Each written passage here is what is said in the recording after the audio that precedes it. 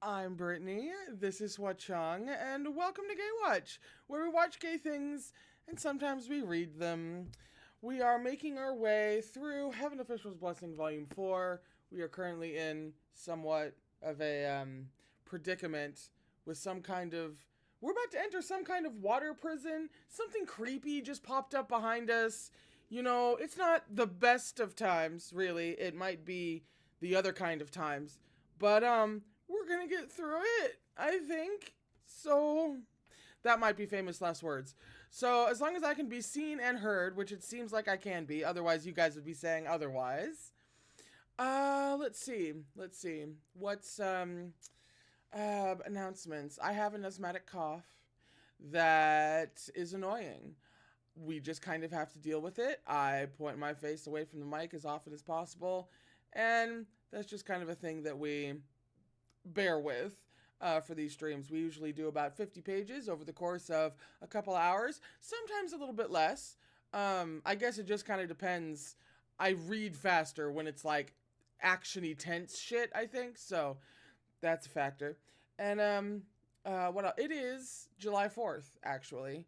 So for any Americans in the chat right now or watching on the day of, it's July 4th, a complicated holiday. But the way that all I'll say is this: the only way that I can come at July 4th now is with hope, because I have no other choice. I think a lot more people used to come at it with pride, and that doesn't exactly work anymore. So we come at it with some goddamn hope. Some hope and a reminder to vote. It's not just voting, but it's always voting. That is the unquestionable, like there's no negotiation on that. Voting. Vote, please. Vote. Always vote. Vote. The more you can vote, the better. So like if you want to go all the way down to state, city level shit and vote on it, vote if you can. Just vote. Quoting one of my favorite quotes of all time: decisions are made by those who show up. You must vote. And quite literally, anyone trying to convince you to not vote has some other agenda up their sleeve. It's gotten very complicated. But if I had one thing to say to people on July 4th, it is hope and vote. So, now that people have had a second to come on in, we're just going to get started. We're going to dive right in, because something creepy literally did just pop up behind the boys, and it has made me nervous. And there's a prison, and, you know, one of my favorite characters is already, like, in so much trouble. So we are on page 197 for chapter 64, in the Netherwater Manor. That's what it was called. Netherwater Manor. In the Netherwater Manor, black robes, white bones. That just eases my anxiety. I don't know about you. I think this is going to be a really calm and breezy, I almost said episode, reading session today. Why are you worried? I'm not worried. I can see too much of my face at the moment. But,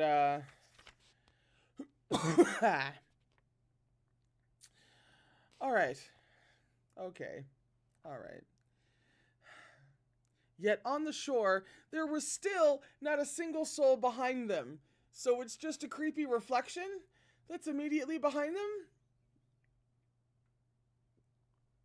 It's a great place to start. It's fine.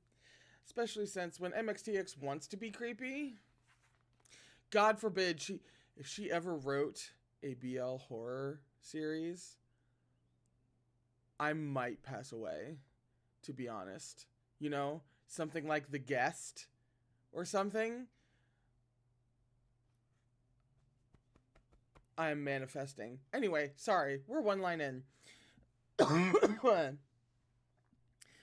Lian had kept Feng Xin at hand during their entire trek, and the moment he saw the reflection, he stabbed behind him.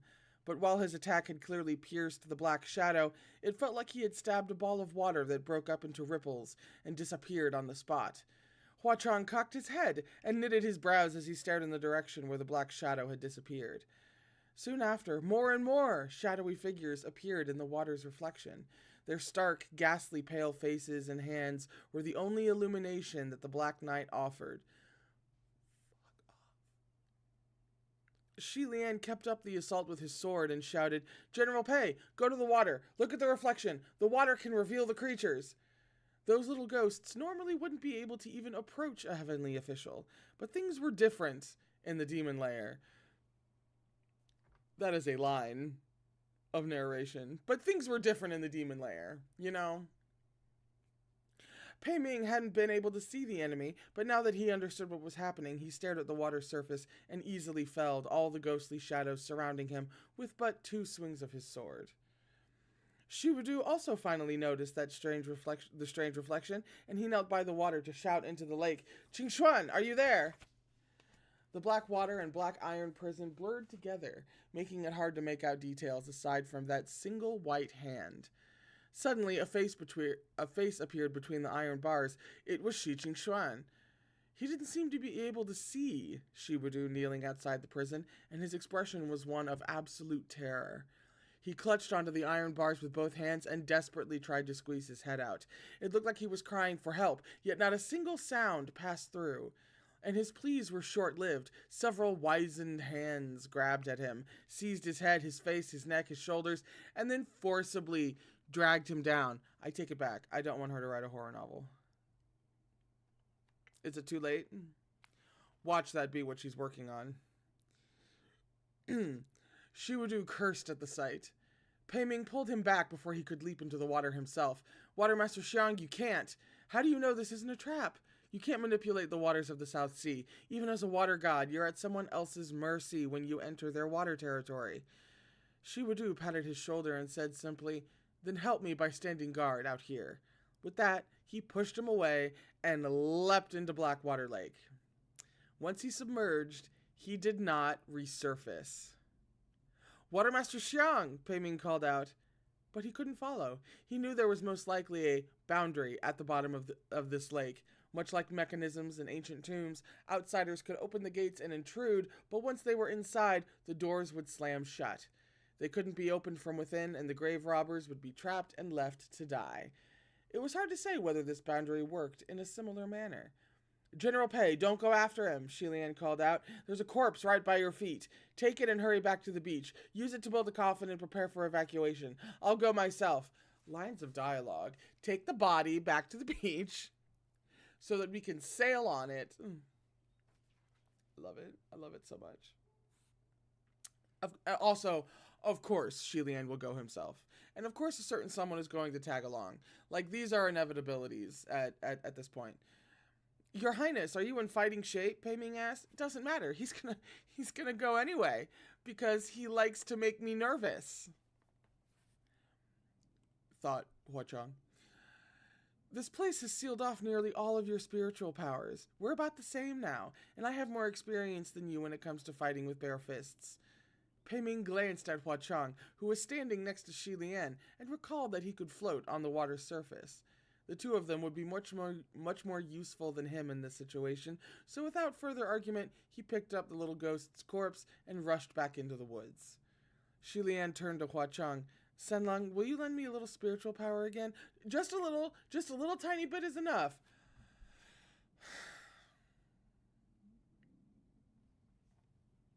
This is what happens when you ask your sugar daddy for just like $20. "I just need $20, babe. I'm just gonna go like get some lunch. No big deal. $20. No. I don't need 100. No. Not 200. It's fine. I'm just going by myself. I'm not.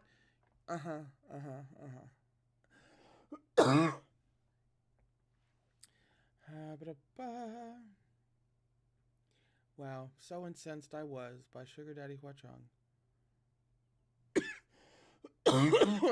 There we are.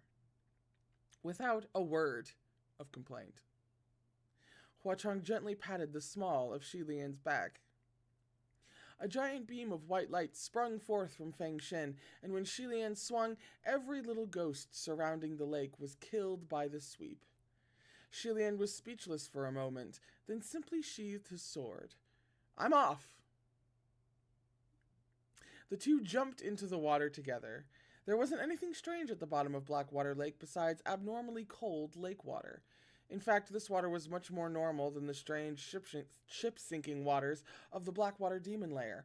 One could float in it no differently than in an ordinary lake. Puzzled, Xie Lian kept swimming downward.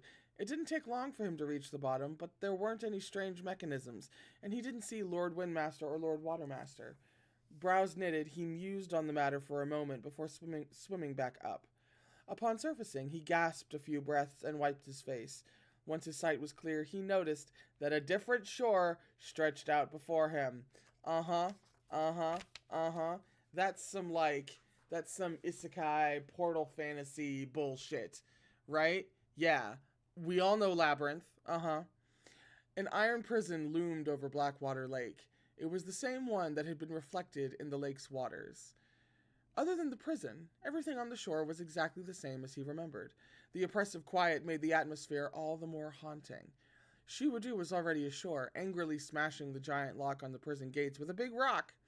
He was the heavenly official who controlled water, but he had entered the domain of another water master and couldn't call forth the water he ruled.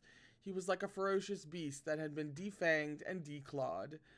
The moment Shiwadu saw Xie Lian and Huachang climb ashore, his eyes lit up and he raised his hand to beckon them over. A martial god! Perfect timing! Quick, use your martial god ways and take care of this. Maybe now everyone will understand the benefits of having a martial god around, Xie Lian thought.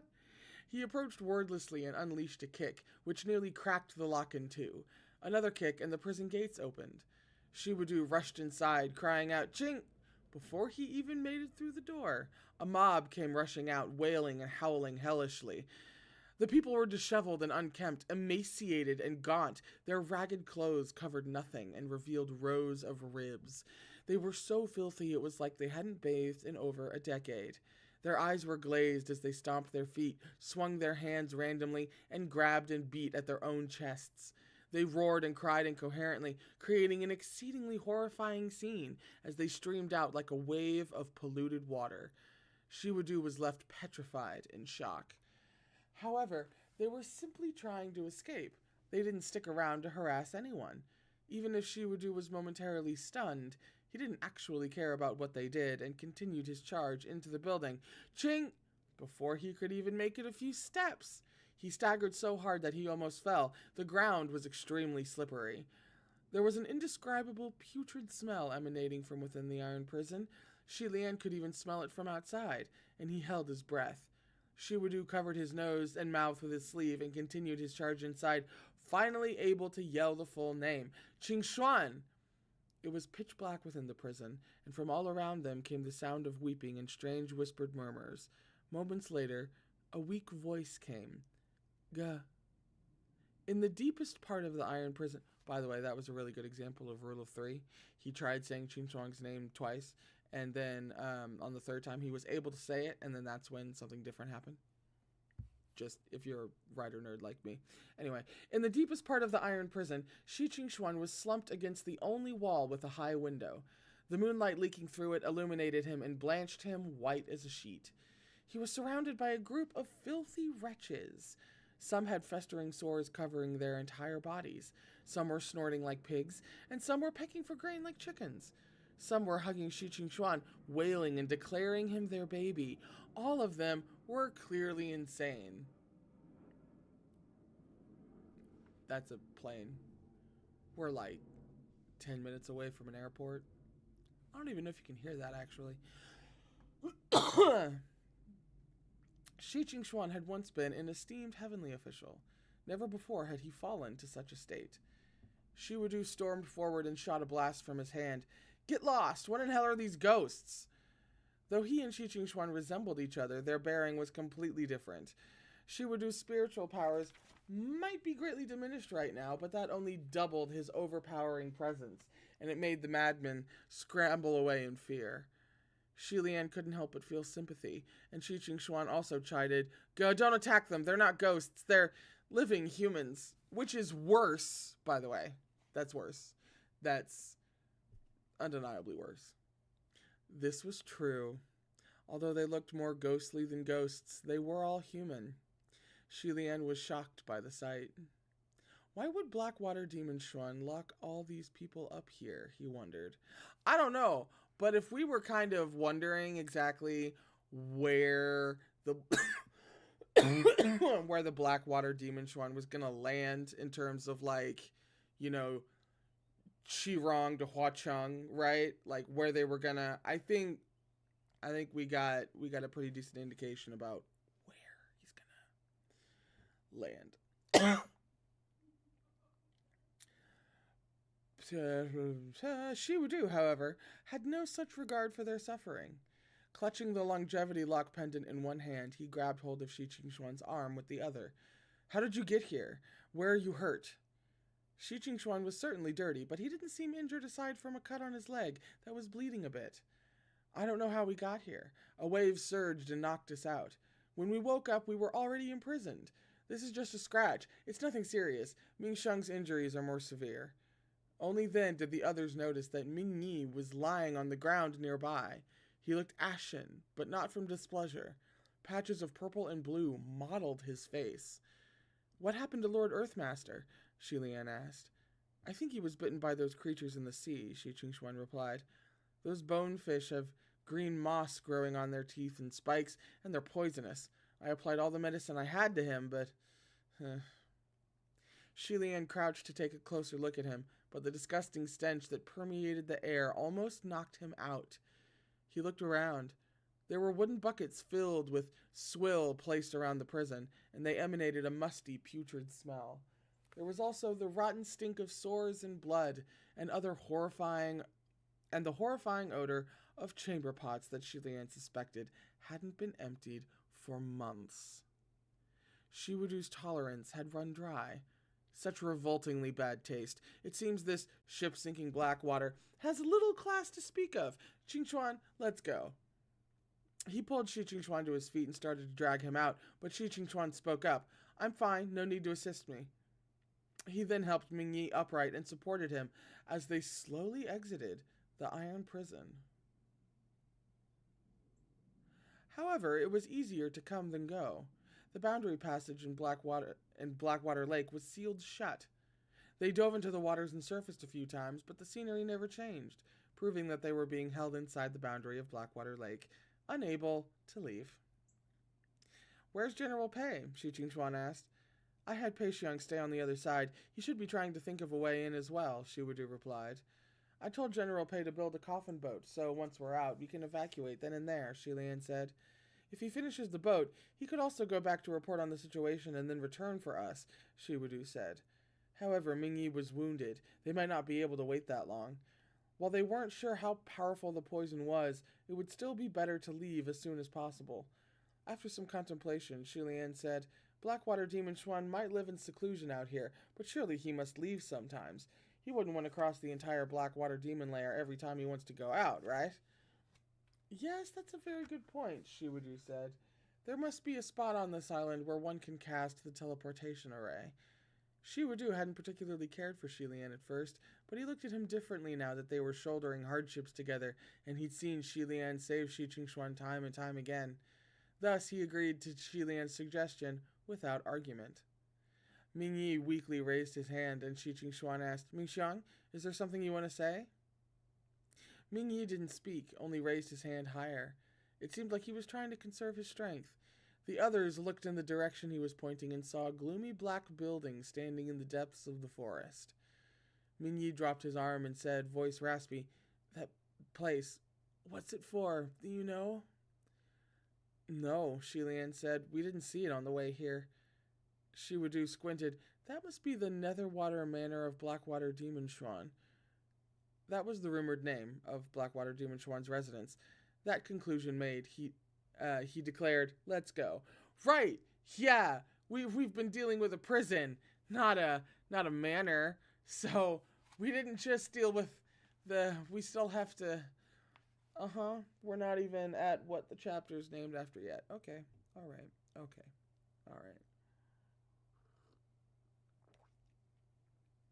I am absorbing this new information. He started toward the manor, shockingly fearless of any retribution. Although it seemed impetuous and rude, What other choice did they have under the current circumstances? One could say they had been going around in circles in someone's backyard, and now they were about to break into their home through the front door.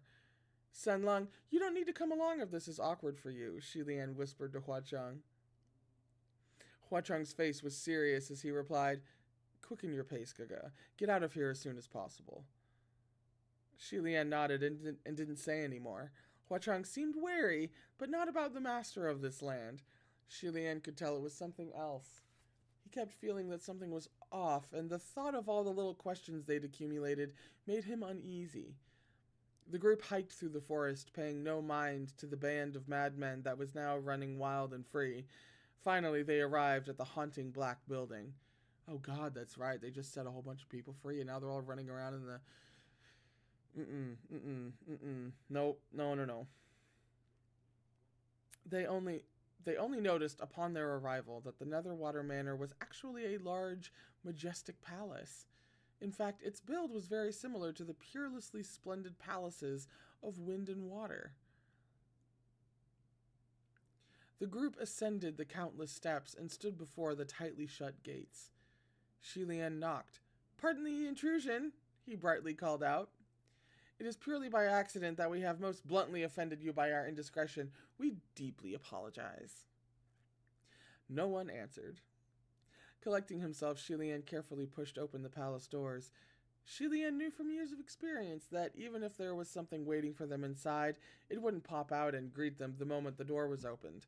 But it seemed today he would have to eat his own words. The first thing he saw was something petrifying. Sitting at the center of the grand, spacious entrance hall was someone dressed all in black, their face snow white. It was a skeleton. Xie Lian immediately shut the door. Did I perhaps open it incorrectly? Something like that usually doesn't show itself so quickly. That was his thought process. He wanted to start over and try his greeting again, but Shiwadu had already walked past him and pushed open the doors with a humph. We're already here, so what does it matter if he doesn't welcome us? The group slowly stepped into the palace and cautiously approached the skeleton dressed in black. Xie Lian examined it carefully. To whom do these bones belong? Why are they enshrined here? Again, more thoughts. Mingyi knitted his brows. Wasn't General Pei left behind? It's not him, is it? It was possible. Shiwadu was slightly rattled and looked the skeleton over a few more times before he could refute the idea. I don't believe so. The bone structure is flatter than General Pei's. Wait, Shi Xuan said all of a sudden. The group looked at him, and Shi Xuan continued. Isn't it obvious? This is the Netherwater Manor. Naturally, the only one that could be worshipped inside the Netherwater Manor is... Xie Lian understood what he was trying to say, but he dismissed the idea just as quickly. Blackwater Demon Xuan. That's impossible. Xie Lian gazed at Huacheng. For those in the ghost realm, their ashes are their life source, and also their fatal weakness. Why would he put something so important on display? Huacheng had told him this when they first met.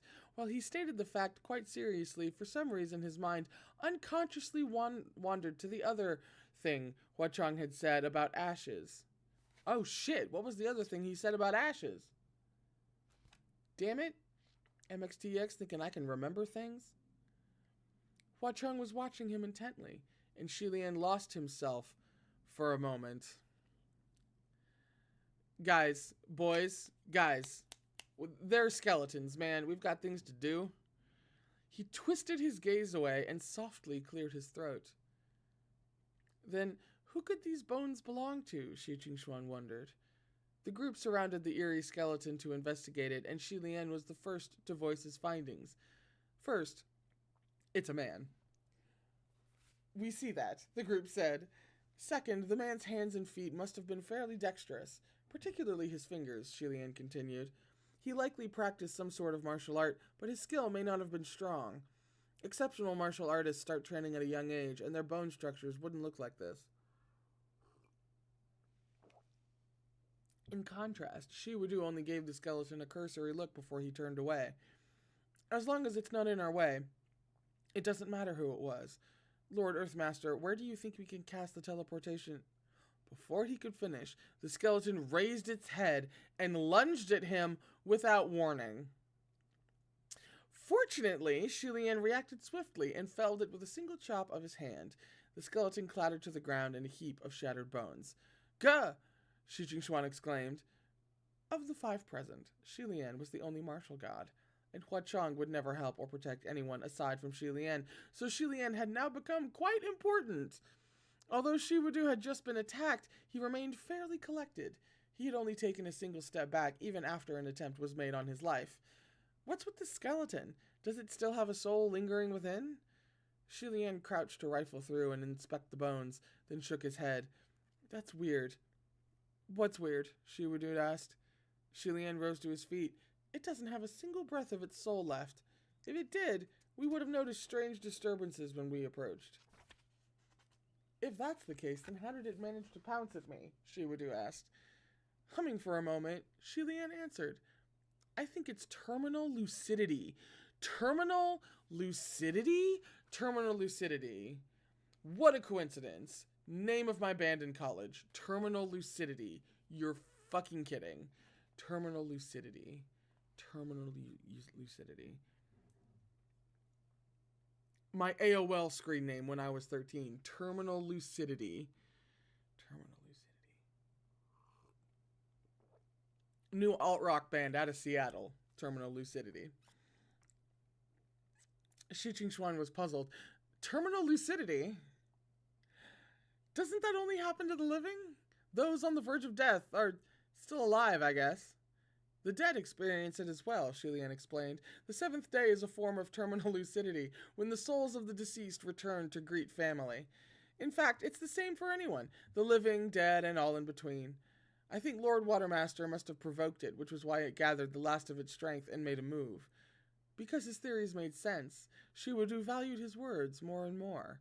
Then, in the opinion of your highness, what was that provocation? It was either something you said or something on your person, Xie Lian said. What did I say? Shiwudu wondered. Mingyi blew out a breath. As long as it's not in our way, it doesn't matter who it was. Xuan scratched his head, puzzled. Was there something wrong with that? Could our friend here have a violent temper? Nothing conclusive could come from further discussion, so Xie Lian said, in any event, the soul has dissipated. Let's drop the matter. He collected the remains of the bones and settled them upon the altar anew, then clapped his hands together in prayer and bowed a few times. Xuan came over as well and randomly bowed a few times, following his lead. After that was settled, the 5 of them wandered near the Netherwater Manor. There wasn't anyone around. It seemed the legendary Blackwater demon Xuan wasn't home. The Water Manor's structure was complex, with many branching side chambers, both big and small. However, there was one that was particularly hidden and cramped. There were strange spells scrawled upon its doors, traces left over from the use of the teleportation array. It would appear there was a place where the teleportation array could be used on Blackwater Island, and that place was this tiny side chamber. Setting up a room to serve as a dedicated connection point drained a lot less spiritual power than drawing a completely new array every time. Considering they didn't have much spiritual power available at the moment, this was perfect. Mingyi was the expert, and he was able to grasp the chamber's specifics with a glance. This array only allows one-way transport. Xie Lian understood, meaning that it can only send forth. One cannot come here from elsewhere, correct? Mingyi nodded. It further reduces the spiritual power required. Isn't that exactly what we need? Xuan said. We just want to leave, so this is great. Let's get out of here before the Master of Blackwater discovers us. Hauling the Earthmaster along with one arm, Xuan moved to push open the doors with his other hand. Stop! There's a trap! Mingyi exclaimed sharply. Xuan, sorry, I'm nervous. Xuan stumbled back a meter when he heard this. What trap? Mingyi was dragged along with him, stunned speechless for a moment. He gestured for Xuan to help him approach again, and they walked to the door once more. There, Mingyi thoroughly inspected the spells scrawled upon it. It's a trap, he stated firmly. Arrays drawn in this chamber can send only one person away at a time. That's a thing? Xuan exclaimed. Then what happens if two people go together? You'll find they've been crushed into one person upon reaching their destination, Ming Yi answered coldly. Among those present, only Ming Yi had advanced knowledge on this topic. The rest of the group consisted of one water god, one wind god, and one martial god, none of them particularly knowledgeable on this subject.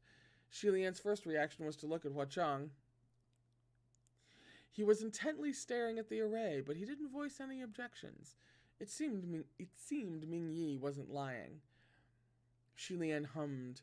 If that's really the case, then any ignorant intruders attempting to activate this array to escape would have an atrocious end. A trap indeed. The skies rumbled outside. Twisted lightning crawled across the gloomy clouds and flashed white and blue upon the faces inside the Nether Water Manor. They looked like a congregation of menacing ghosts. The group exchanged looks of dismay. Gah, it's another, Xuan said. Shiwudu's face darkened, and he did not respond. But everyone knew this was his heavenly tribulation in pursuit of him again. Pei Ming's unintentionally ominous words faintly echoed in Xie Lian's mind again. Watermaster Xiang, you're really unlucky this time. Since we can use the teleportation array, let's hurry and get out of here, Xuan urged. If heavenly lightning struck here and destroyed the water manor, then they'd only elicit greater animosity. Dismantling a heavenly official's temple was an attack on their brand, and they would surely develop a deep hatred for the culprit. It was unclear whether the ghost realm had the same taboo, but surely no one would like it if their house was demolished for no reason. Ming Yi dipped his fingers into the blood from his wounds and stood with some difficulty to prepare the array. Where to, and who is going first? Lord Earthmaster, you have to go first. You're wounded, Xie Lian said. However, Ming Yi shook his head. The array needs to be redrawn after each use. None of you know how to draw it, so I have to stay behind. Then Ming Xiang, I'll stay with you and go second to last, Xuan said. Okay.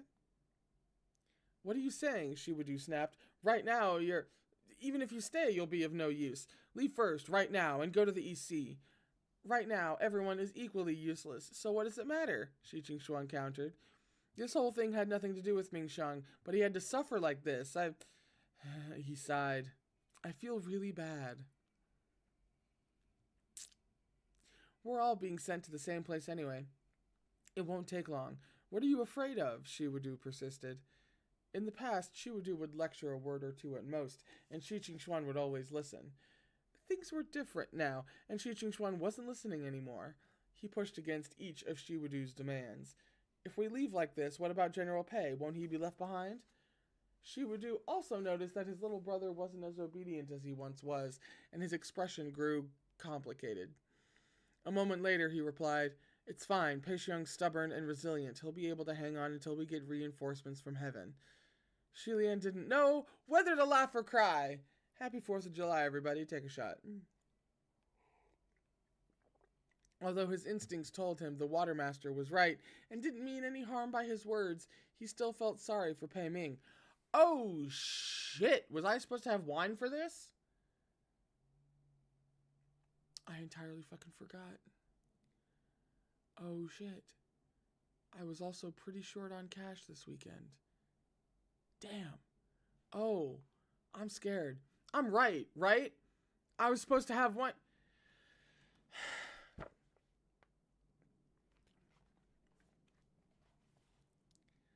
Motherfucker. Where was I? What was I doing? Does it matter? I was supposed to have wine for this. This is the thing that you told me to have wine for. Okay. Where the fuck am I? Right. You didn't know whether to laugh or cry. Honestly, me neither at this moment. Although his instincts told him the Watermaster was right and didn't mean any harm by his words, he still felt sorry for Pei Ming. After a pause, he said, Hold on a minute. The group looked at him. Lord Earthmaster, are you sure this chamber can really be used for the teleportation array? Xie Lian asked. Could there be any unforeseen issues? I don't think it's wise to rush in so carelessly. Why don't we test it first? At that, Ming Yi's hand really did pause. How? we'll still need a volunteer to test it. Xuan raised his hand. Then I volunteer as tribute. Huachang hadn't spoken throughout the whole conversation, but now he crossed his arms and announced his thoughts. Sorry to interrupt. Have none of you realized the problem with that? And what is my lord's expert opinion? Mingyi asked. How will you know if the volunteer arrives at the intended destination? Huachang pointed out. Right, it's only one. How would... Well, if I was a god standing around in this little huddle right now, I'd feel kind of silly. Xie Lian blinked. That's true. Lord Earthmaster did say this array only goes one way, which meant the person would not be able to return after being sent out and couldn't let the others know if they'd safely arrived at their proper destination. They'd forgotten to consider this matter. This deserted island was isolated from the outside world, and the spiritual communication array was blocked. It would appear they'd come to a dead end. Almost literally. So, further discussion is meaningless, Huachang concluded. It's one simple decision. Go or leave. Get this over with quickly. Scared, then stay. Although Huachang was smiling, Xie Lian could sense he was uneasy, like he wanted to leave this place as soon as possible. He'd been anxious ever since they were brought back to the island by the dragon Xiwudu summoned, and it was only getting worse. Xiwudu also didn't want to wait any longer. Heavenly thunder was crashing in his ears. It would strike sooner or later if he didn't leave, and that would be an unpleasant time for everyone. So he stormed into the side chamber and slammed the door behind him. Mingyi quickly finished drawing the array, and when they opened the door once more, faint smoke wafted from inside the empty chamber. Done, Mingyi said. Next? Then, Your Highness, Xuan began to speak. Before he could finish, Mingyi grabbed him and stuffed him inside the chamber. He slammed the door shut and completed the array. The second time he opened the door, Mingyi looked at the remaining two. Okay, alright, that's kind of striking me as, I'm not going to let you risk yourself on my account. Alright. I see you. Senlong, why don't you go first? Xie Lian offered. However, Huachang pulled him along into the chamber. Gaga, we go together, he said darkly. Yeah, you know what my first actual thought was when they were all like, yeah, if two people go. If two people go together, they'll just be like fused into one being. And I'm like, to be honest, in kind of a dark way, that sounds perfectly fine for Xie Lian and Huachang at this point. I imagine at least Huachang was like, I don't see the problem. There's a downside. I don't. Yeah. Xie Lian was confused. But doesn't this array only allow for one at a time? I'm not a living human. Don't worry, Huachang said. Man, he's fucking right. You know what this reminds me of? Huachang's deadness gets him out of shit the same way that Spock's Vulcan blood gets him out of shit. If you've seen Star Trek, especially the original series, you know what I'm talking about. Xie Lian felt there was something worrisome afoot, but he couldn't put his finger on what it might be. Huachang brought him inside the chamber and gave a curt order to Mingyi. Puchi Shrine. Mingyi nodded in silent reply. The door slowly closed in front of Xie Lian, and through the closing gap, he could see Mingyi's ashen expression. In spite of himself, he wondered, can Lord Earthmaster really make it through this? Huachang pulled the door fully shut himself, waited for a moment, and then reopened it. They were greeted by the interior of Puchi Shrine. It was the middle of the night, and Chirong's snores roared like thunder. I still kind of love that they just have a Supreme, there. And that it's Chirong. He was sprawled out like he'd been violently murdered and was hogging the blanket. Guji used to have a proper sleeping posture, but his cheap dad's bad influence had taken its toll. Presently, he was draped over Chirong's stomach like a dead fish. In contrast, Lang Ying was curled properly in a corner, using a few shirts as covers.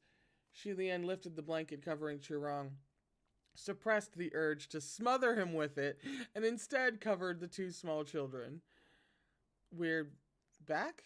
He whispered. Huacheng closed the door behind him. Yes, it's over. Not yet, I don't think, Xie Lian said. We don't know if Lord Windmaster and the others are safe. Pushing the door open very lightly, he walked outside. Only then did he raise his voice to call out in the spiritual communication array they'd set up earlier. Lord Earthmaster, is everyone back? There was no response. Xie Lian thought that perhaps Ming Yi might not have made it back quickly, so he entered the communication array of the upper court. He had no way of knowing before he entered, but it was complete chaos inside. He jumped in surprise at the noise. Every heavenly official was yelling, and even Ling Wen was throwing a fit. Don't throw every bit of useless information my way. How much do you think I have to go through every day? Don't any of you know how to use your brains before asking me? Ling Wen, Xie Lian called out hastily. Have Lord Watermaster and the others not returned? Ling Wen instantly caught hold of him, and she seemed to change into a completely different person. Your Highness! Why is your voice so loud? Have you returned from the East Sea? Where did Lord Watermaster and General Pei go? Why haven't we heard from them? I came back from the South Sea, Xie Lian said. The South Sea? The South Sea. Specifically, the Blackwater Demon Lair. Ling Wen was dumbfounded. But how did you end up there? We never go near that place. Are old Pei and the others still there? It's a long story, Xie Lian said. While Lord Watermaster was facing his tribulation, we accidentally stumbled into the Blackwater Demon Lair. We just escaped. He and Lord Windmaster left before I did, so they should have reached the East Sea by now. Have you not seen them? Have you not seen them?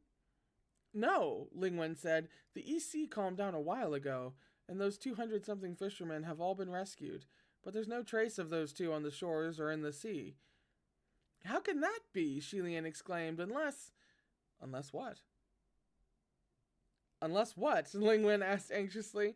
Your Highness, do you have something to say? Should we send heavenly officials to the South Sea right now?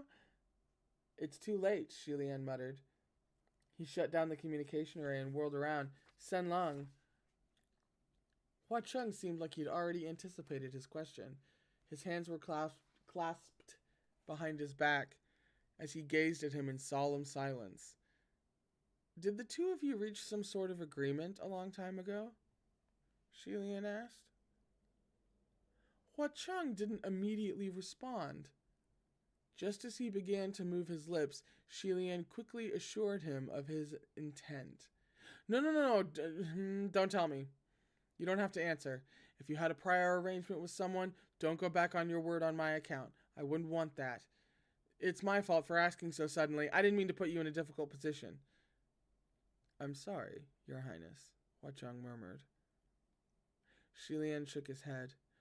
Don't apologize. I should have thought of this before. That arrangement must have prevented you from interfering and from directly telling me the truth. Huacheng had tried to talk him out of it, but he hadn't interfered with Xie Lian's wishes. He accompanied and protected him the whole way, with an escape plan already prepared, except at every turn something always came up that dragged Xie Lian deeper into the heart of the affair. I should be thanking you, Xie Lian said. You've figured everything out? Huacheng asked. This is gonna hurt my feelings. Xie Lian nodded. Pretty much. In fact, I should have figured this out a long time ago. He really is incredible. I'd often overthink it and dismiss my own suspicions, and I wound up overlooking the most straightforward possibility. After a pause, he continued, and he really did give you face. He put in considerable effort to send me away peacefully, and wasted a lot of time on the detour. Your Highness, Huacheng said, this whole thing ends here. It's over. Xie Lian sighed. I wish that was the case, but he might have crossed the line. There was a moment of silence, and then Huacheng said gently, let them take care of their own affairs. You made it home, and there's no way for you to get back to the demon lair anyway. Don't be so sure, Xie Lian said. Huacheng froze upon hearing this. I have an idea. It only came to me just now. I have a way to connect with Lord Windmaster, Xie Lian said. He started forming a hand seal. So, I'm sorry, Senlong. I have to go back for a little while. Huacheng caught on the moment he saw that hand seal. He clearly hadn't expected this move, and his eye widened. Gaga. Xie Lian said, loud and clear, soul-shifting spell. As he closed his eyes, a familiar weightless sensation seized him, like his soul was yanked out and hurled high into the air before plunging back down. When he opened his eyes again, the sight before him wasn't Huacheng's face. He found himself fleeing through mountainous woods under an endless starless sky. Xie Lian could hear harsh breathing coming from his mouth and the violent pounding of his heart. Success! What the fuck is happening? The soul-shifting spell wasn't used often, and it burned a great deal of spiritual power. It was stronger than spiritual communication and considered pretty questionable, so its use was fairly rare. The blocking parameters of spiritual barriers usually didn't take it into consideration. He and Xuan had used the soul-shifting spell that fateful night, and Xuan hadn't had the chance to seal his spiritual consciousness before he lost his powers and became mortal. To explain further, it was like the two of them had exchanged the keys to each other's houses and made use of each other's home. After they switched back, Xuan should have changed the locks on his door so Xie Lian couldn't re-enter. Because he didn't, Xie Lian could still use the key from before. However, Xuan could no longer open Xie Lian's door, so the two were now using the same body. Xie Lian's own body probably had gone limp and collapsed. Perhaps Huacheng had caught him before he hit the ground? Xuan was out of breath and completely overwhelmed with terror. It seemed he was fleeing from pursuit. Xie Lian listened intently and heard the sound of hellish wailing from behind them. It was the band of madmen that had been locked up in the iron prison. They seemed very fond of Xuan, even to the point of yearning for him. They pursued him relentlessly, with their eyes rolled back and their tongues lolling from their mouths. Xuan's ribs and lungs were burning with the strain of his flight. He was on the verge of tears and he wanted to scream, but had no voice to do so. Xie Lian could tell that he was running without mind or method. He wouldn't last much longer like this. So he assumed direct control of his body. Lord Windmaster. He used Xuan's mouth to speak, and Xuan was so surprised he almost bit his tongue. Who's in my body? My lord, please calm down, Xie Lian said. I've come to you using the soul-shifting spell. Give me your body. I'll help you run. Xie Lian felt 2 lines of hot tears fly from Xuan's eyes. Your Highness, how reassuring. You're so dependable. Thank you. No need for thanks, Xie Lian said. Listen to me, Lord Windmaster. Run away. Aren't I already running? Xuan exclaimed. I don't mean like this, Xie Lian explained. I mean you need to escape. As he spoke, several filthy madmen leapt from the woods and lunged at Xuan. Xie Lian cracked his knuckles and vaulted into the air to unleash 30 rounds of power kicks. The madmen were knocked to the ground, left crying and unable to get back up. Xuan's jaw dropped. Did I do that? That's amazing. Martial guards are so awesome. I want to be a martial god too now. Xie Lian, however, earnestly killed his joy. My lord, you can't. Your physique isn't made for the martial path. The two talked using the same body, as if one person were asking and answering their own questions. From an outside perspective, it was truly bizarre. Lord Windmaster, where's Lord Watermaster? Xie Lian asked. Xuan scanned the area. I don't know where Ming Xiang or my brother went. When I opened the door, I was still in the Nether Water Manor. I was only sent to a different room. I don't know where things went wrong. Without warning, Xie Lian rolled from the balls of his feet onto his tiptoes and leapt into a tree. Xuan didn't understand this change of route, but having his body spring about and move so freely was a curious feeling, so he allowed Xie Lian to control him as he willed. Well, okay, so I think between Xuan and Ming Yi, we know who does the bending over. They lightly and nimbly shimmied onto a tree branch. Your Highness, why did you suddenly... Before Xuan could finish, Xie Lian covered his mouth, which was also his own mouth. Xie Lian quickly crept to the tip of the branch and kept himself low to hide in the dense leaves. At the end of the road, a slender shadow stumbled into view. Upon closer inspection, it was Ming Yi. He still looked tragic, which gave a dead air to his good looks, though he could still manage to walk. Xuan was overjoyed and dropped his hand to call out to him, but Xie Lian immediately raised his hands to cover his mouth again. This time he used both hands, smothering himself so firmly he could hardly breathe. Xuan wasn't a rash person and knew that Xie Lian must be doing this for a reason, so he didn't fight it, simply watched as Mingyi walked past them down that little path. Once he was gone, Xie Lian loosened his grip and stealthily slipped out of the tree, then snuck back into the dense woods. After they'd run for a while, Xuan glanced back and whispered, "Your Highness, why didn't you let me call out to Mingxiang earlier?" Xie Lian's only response was to bring their mad sprint to a dead stop.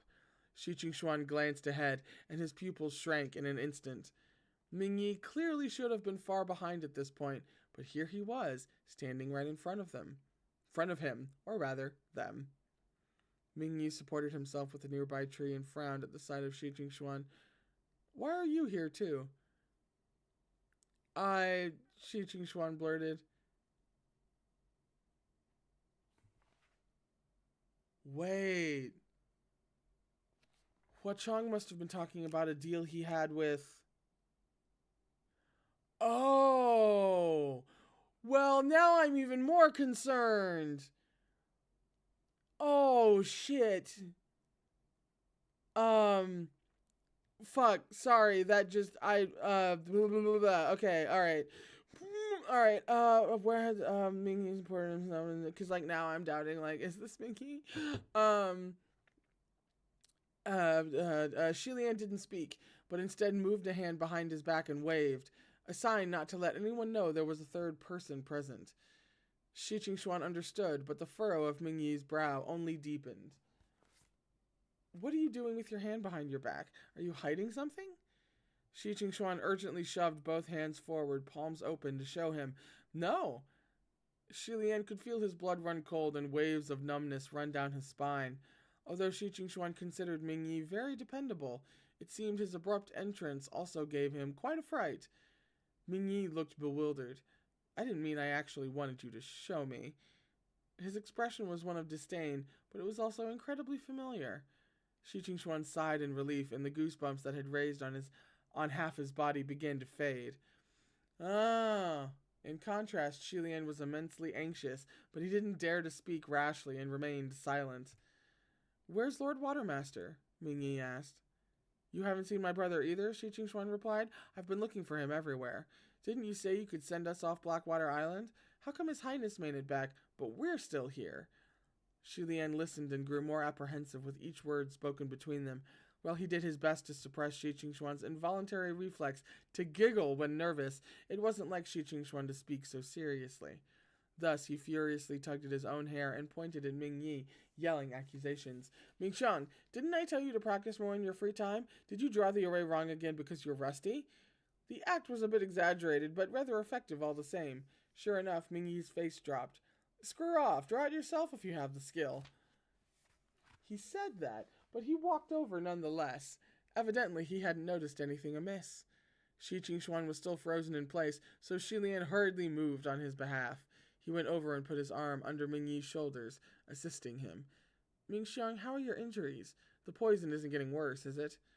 Mingyi shook his head. "It's fine. Let's find Lord Watermaster first." Xuan nodded, and the two slowly made their way along the forest path. Xie Lian groaned with frustration, unable to find a chance to warn Xuan of his suspicions. Suddenly, he felt his mouth fall open. Xuan was soundlessly moving his lips. Xie Lian paid eager attention to the shapes he was forming. "Just what exactly is going on?" he said. Mingyi was so close to them, and would surely notice. For fear of being discovered, Xie Lian lowered Xuan's head slightly and responded with his lips as well. "He's fake." The moment the words fell from his lips, Xie Lian could feel goosebumps spring up on his arms. Xuan's eyes bulged. "Fake? Then who is he?" he mouthed to him.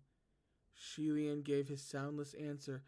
"The Reverend of Empty Words," he said. "Oh, shit!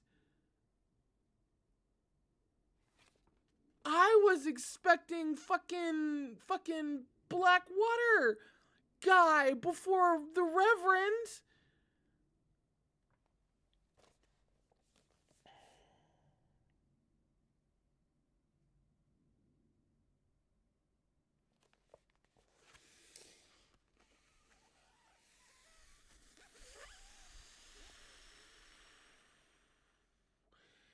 Xuan drew in a sharp breath. Which is ironic, since I just exhaled a sharp breath.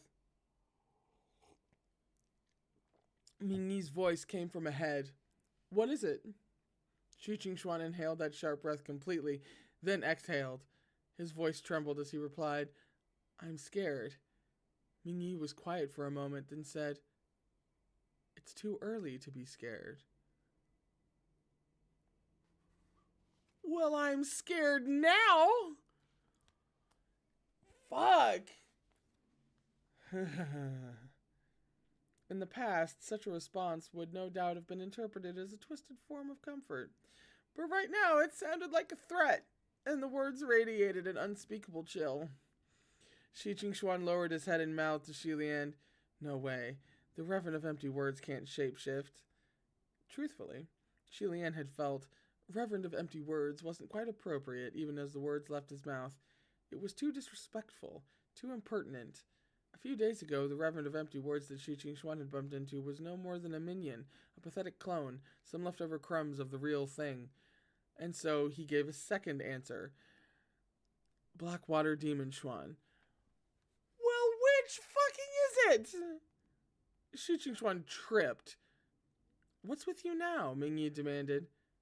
Xuan's teeth were chattering. I want to die. Dream on, Mingyi responded coldly. There it was again, that familiar frosty tone of voice and those equally icy, cruel words. It was the same as it had always been, but now it took on a completely different meaning. This was far from over. Xie Lian soundlessly gave a third name. Xuan. Xuan seemed unable to take it anymore, as Xie Lian could feel his heart pounding like a drum. Coincidentally, they were just crossing a small creek. Making a decision on the spot, Xie Lian said through Xuan's mouth, Mingxiang, I think you'd better rest a little before we continue searching. You think we have time to rest right now? Mingyi replied. You're poisoned. The more you move, the more the poison will circulate, Xie Lian said for Xuan. Even if you don't want to rest, mortals like me have to. Sit down. I'll go get some water. He forced Mingyi to sit on the grass, trying his best to keep their hands and feet steady and to stop any visible shivering. He went to the creek alone, and once he got there, Xie Lian used the noise of the current to cover their hushed conversation. Xuan cupped a palmful of water and splashed it on his face to calm down. Your Highness, what are you saying? He hissed. Who exactly is the person behind me? Did one of those three shapeshift into Mingxiang, or did they all possess him at once? That would suck. Lord Woodmaster, calm down, Xie Lian said. It's not them, it's him. There's only one person next to you right now. It's always been that same person, right from the start. No one shapeshifted. No one was possessed.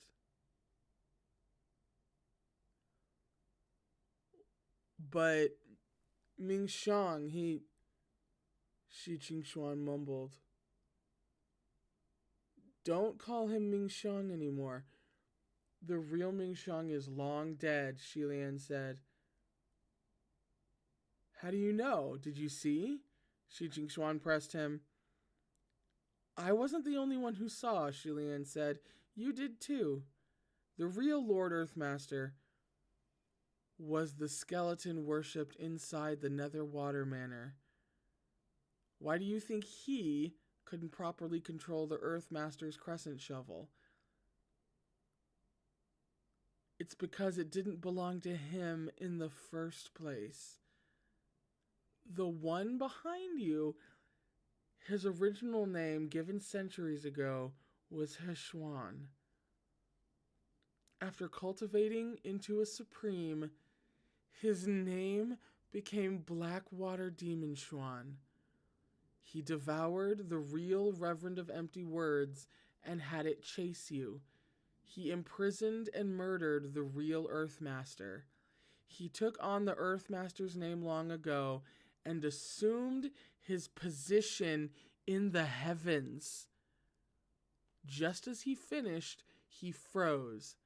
A hand had tapped his shoulder without warning.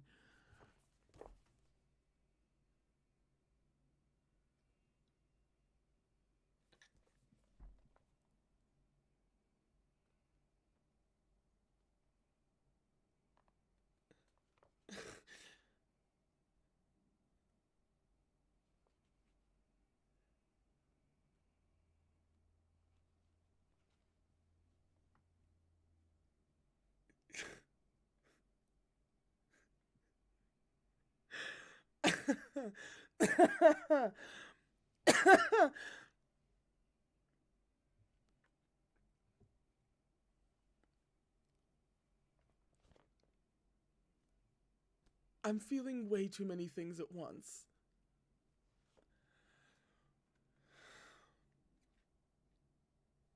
I'm feeling way too many things at once. Uh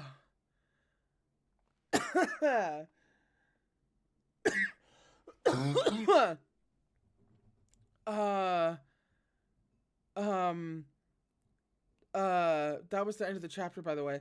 Um uh, um I'm I'm too stunned to formulate the other umpteen bajillion things that are going through my head right now outside of being fucking stunned. I'm fucking terrified for what this means for like everybody.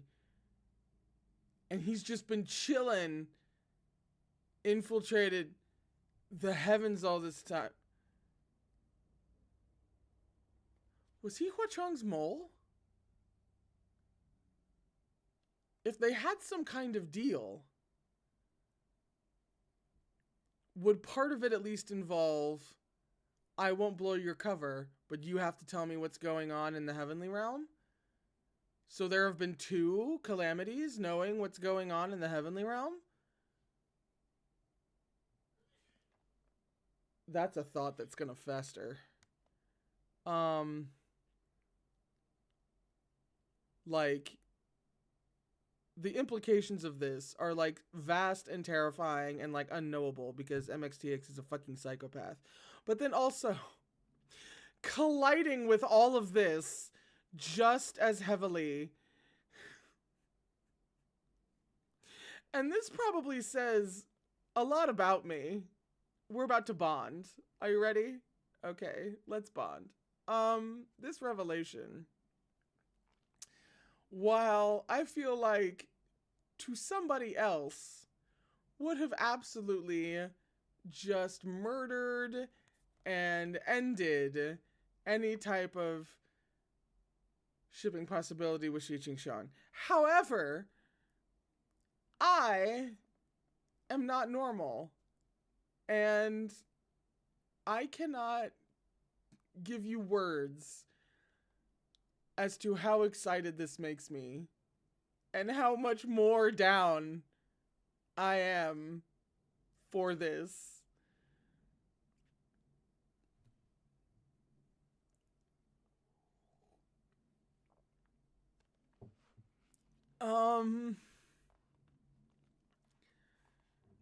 I think those are the 3 major things running around right now, although I keep on trying to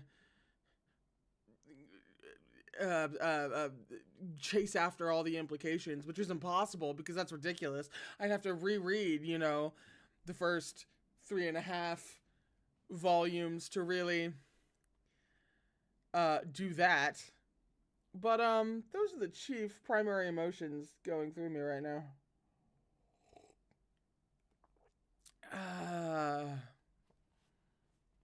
Wow.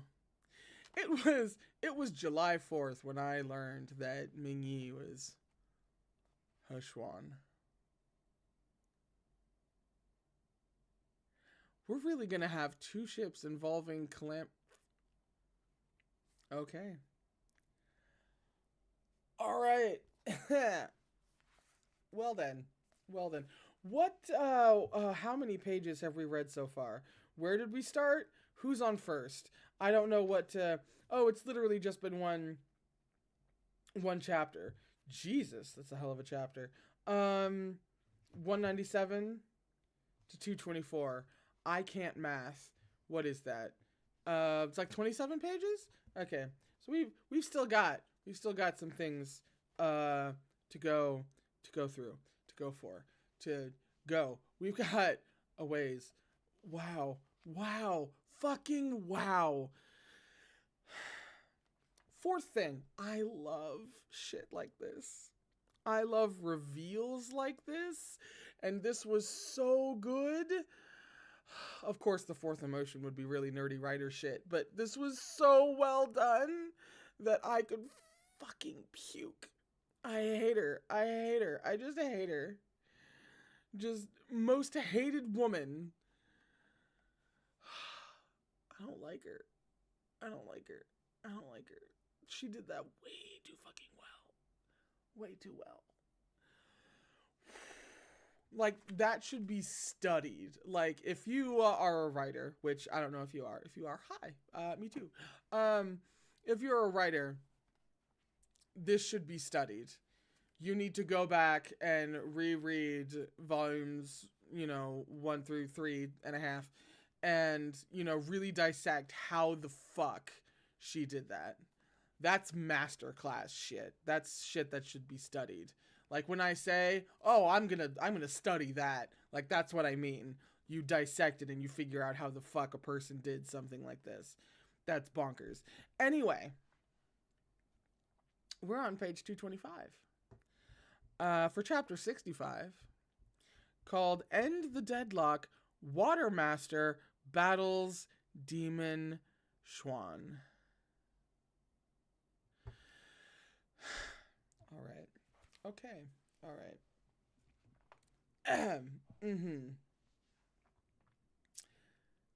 Ming Yi's voice came from behind. What are you grumbling about all alone? Xie Xuan's body stiffened. Xie Lian wanted to help him respond, but Xie Xuan's tongue was refusing his control. It couldn't be helped. His most trusted, beloved friend had turned out to be the one he feared the most. Hiding right beside him all this time. Fucking, yeah, baby. Lay it on thick. Oh, yeah. Now that there was no one around to help, there was no telling what he planned to do. Who wouldn't be scared? Suddenly, I'm too excited. All right. Suddenly, Ming Yi's fingers dug in. Pain flared in Xie Xuan's shoulder as he was pushed to the ground. At the same time, a ghastly pale white hand lunged from the creek and groped the empty space that Xie Xuan's neck had occupied just moments before. Oh, wow. Oh, wow. Okay. All right. So Brittany, when did that ship arrive for you? When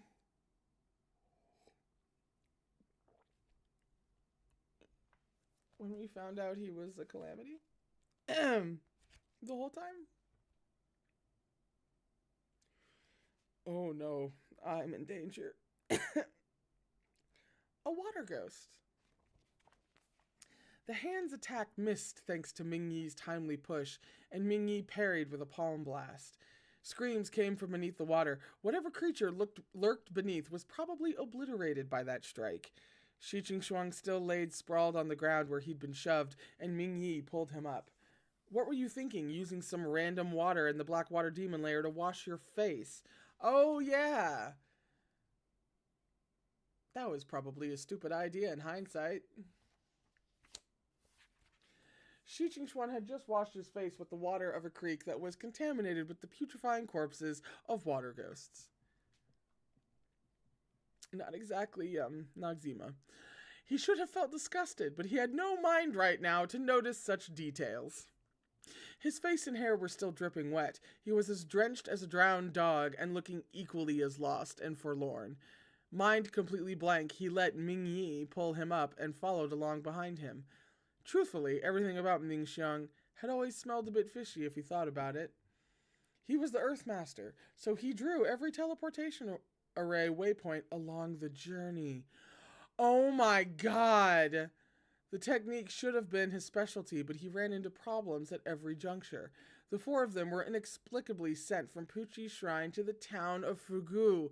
And then, when it came time to transport the Wind and Water Masters from Blackwater Island, there was another hiccup. Was it because the transportation chamber was in disrepair? Was it something else causing ghostly mischief? Was the mastermind omnipotent? Why overthink the issue? The simplest answer was the most likely. Ming Yi had been meddling all along. When the Windmaster was taken away by the Reverend of Empty Words, it was Ming Yi who had allowed it by losing sight of him. He'd also been the one to discover the Windmaster after he had been robbed of his powers. He had always stayed by Xuan's side and knew his fears and tendencies like the back of his hand, and he was certainly close enough to the Windmaster to know his verbal password. Wielding his command of the Reverend of Empty Words, he was also the one who coerced Xuan into opening the doors to the protection array at the Terrace of Cascading Wine.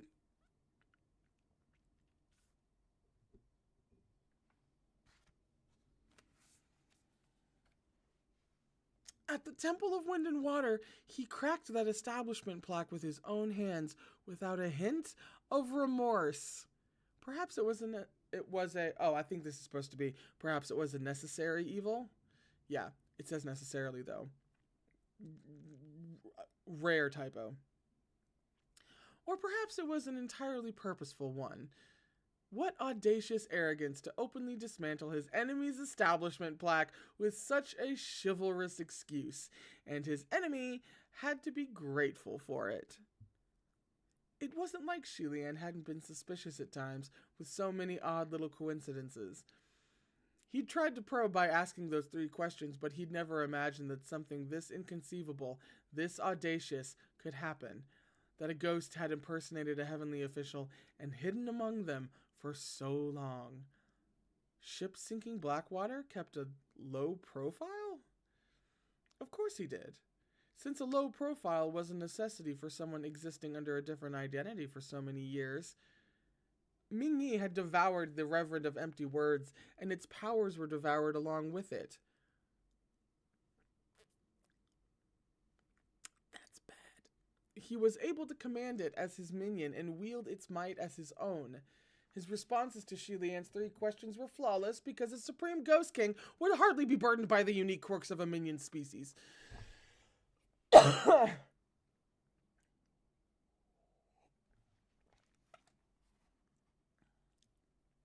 If he wanted to speak the truth, then he could speak the truth. If he wanted to deceive, he could lie as he willed. And then there was that skeleton. Its dexterous hands and feet matched the expected physique of the Earthmaster. Why worship it in the Nether Water Manor? Because those were the remains of a heavenly official. If they weren't treated with solemn respect and were buried carelessly, the bones wouldn't rest in peace. No coffin would hold, and so he was forced to worship it with grand ceremony within his own halls. With all that said, there was something else that tipped Xie Lian off to his real identity. It was the skeleton's lunge. The Watermaster had asked why the skeleton would experience terminal lucidity, and Ming Yi quickly tried to brush it off by claiming it was reacting to his flippant statement. As long as it's not in our way, it doesn't matter who it was.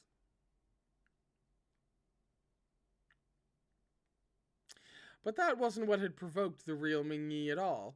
It was the part that came after. Lord Earthmaster.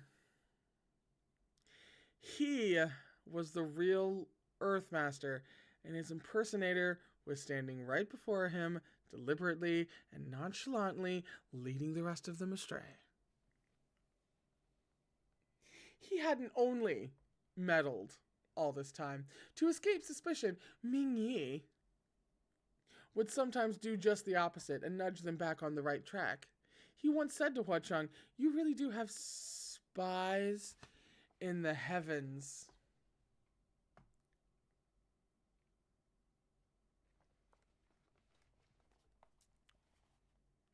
As if he wasn't that very spy. One thing, I figured out one goddamn thing in the ripple effect of all of this. One. But damn it, I take credit. That, of course, also explained Huacheng's sarcastic response. Don't you already know that? He'd been mocking this game of pretend. However, the word spy was probably inaccurate. It was more likely an agreement between those two, specifically, an agreement about the exchange of information. The two Supreme Ghost Kings cooperated for their mutual benefit. Wasn't that a win-win? Blackwater infiltrated the upper court and observed all movement in the heavenly realm, big and small. Hua Chong took root in the mortal realm, increasing the number of worshippers. It remained to be seen whether they cooperated in other matters. When Jun Wu sent the Earthmaster to infiltrate Ghost City, it was no different from attempting to flood the Oceanic Temple of the Dragon King or sending thieves to raid a bandit's lair. Completely futile. Oh my god, that's right. He sent the Earthmaster to infiltrate Ghost City.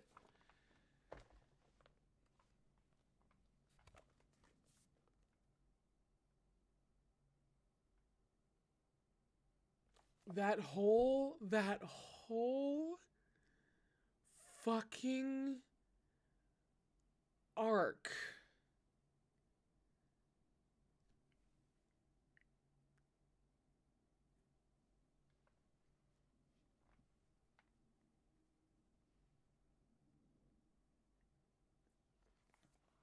No, okay, all right. See, we deserve this.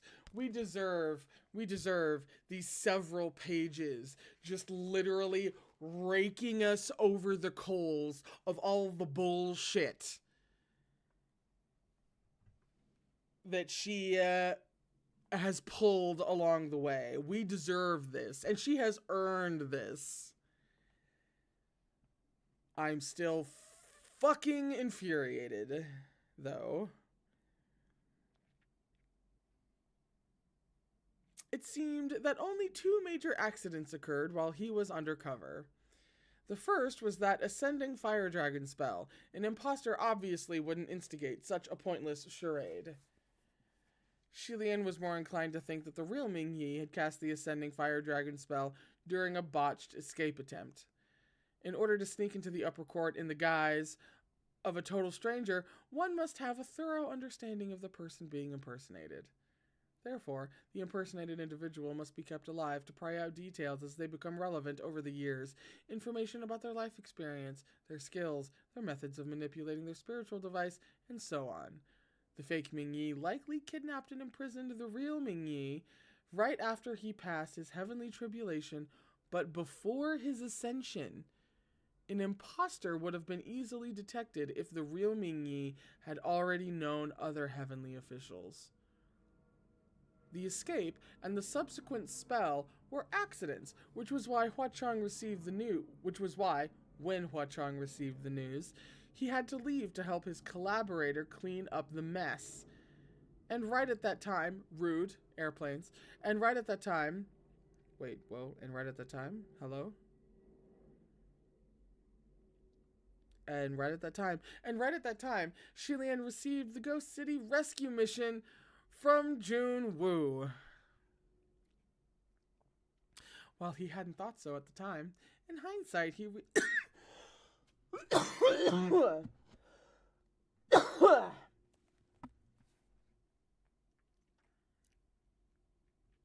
wow, coughed my way right off my path. While he hadn't thought so at the time, in hindsight, he realized that the operation had gone a little too smoothly. Xie Lian rescued the Earthmaster from the dungeons of Paradise Manor, but how did he discover said dungeon? He spotted a cursed shackle on the wrist of Hua Chong's ghost masked subordinate, and then saw him sneaking around Paradise Manor. And then Hua Chong lent him some of his spiritual energy so that he could roll correctly to get through the thing, to get at the Earthmaster.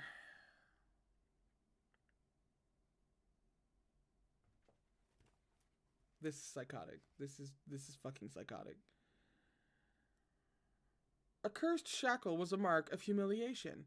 When heavenly officials were banished, they would normally hide their shackles from the eyes of others, but the ghost-masked man wore it openly on his wrist. Why did he hide it again on Xie Lian's subsequent Ghost City visits?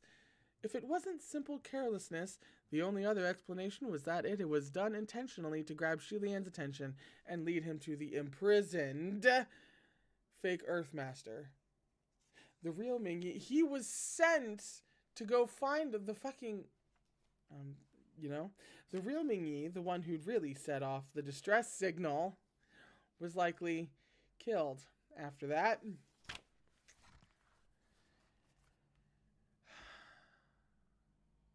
It was impossible to completely destroy his remains and remove all evidence, but keeping the flesh intact would be too great a risk to the masquerade, so it was dissolved until it was nothing but white bones.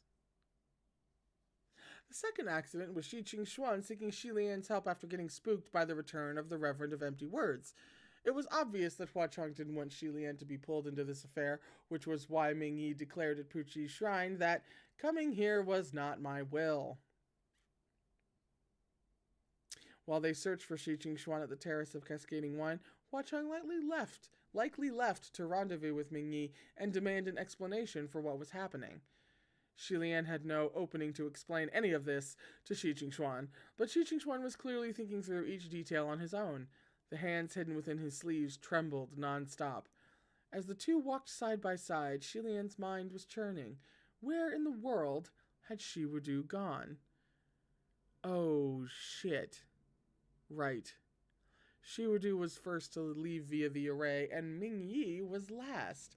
He shouldn't have been able to jump over Xuan to do anything to Shiwudu, which meant there were 3 possibilities, one of them involving a very rude plane. We've never heard planes like this before in a stream. That's weird. We never really heard planes like this, period. Where the hell? 3 possibilities. Where did we? There we go. First, Shiwudu was sent elsewhere. Second, something was waiting wherever Shiwudu had been sent, and he had become its victim. Third, Shiwudu left on his own. If it were the first or second possibility, there was no reason for Ming Yi to keep up this act of searching for Shiwudu in front of Xuan. Having thought that far, Xie Lian heard Ming Yi ask, "Where's your golden pendant?" Xuan still hadn't recovered, but Xie Lian was filled with dread. Ming Yi had to ask the question a few times before Xuan managed to, "Huh? Didn't you say that you and your brother used your golden essences to forge those longevity locks?" Ming Yi said gruffly. "And that they'll cry out if their masters are hurt?" Xuan told Ming Yi everything, so he, of course, also knew how this particular spiritual device worked, which meant he was going to use the golden pendant to find Shiwudu. But my scratch is healed, Xuan objected. "That's easy to solve," Ming Yi said coldly, raising his hand. "Is he going to hurt Lord Windmaster?" Xie Lian tensed, ready to go on the defensive. But unexpectedly, Ming Yi squeezed the clotted-over gash in his own arm. It began to ooze blood again. "Give me the pendant. I'll wear it," he said. Xie Lian couldn't help but be awed at the scene playing out before him. Even if this was an act, his ability to take it this far was astounding. He now understood why Xuan thought so highly of Ming Yi. Someone like this would truly be worth befriending, if not for the malicious, murderous intent lurking beneath the surface. I hope Xie Lian looked in a mirror when he said that. Xuan was still hesitant, too scared to move. The moment he handed over the longevity lock, the 2 golden necklaces would cry out for each other. Shiwudu would surely come find him when he noticed. Ming Yi furrowed his brow. "Are you scared, stupid?" "No," Xuan said. "Actually, this lock, did I never tell you? It only works if I'm the one wearing it." Ming Yi looked doubtful. "Really?" Xuan clutched his longevity lock with a death grip and gave a hard nod. "That's right."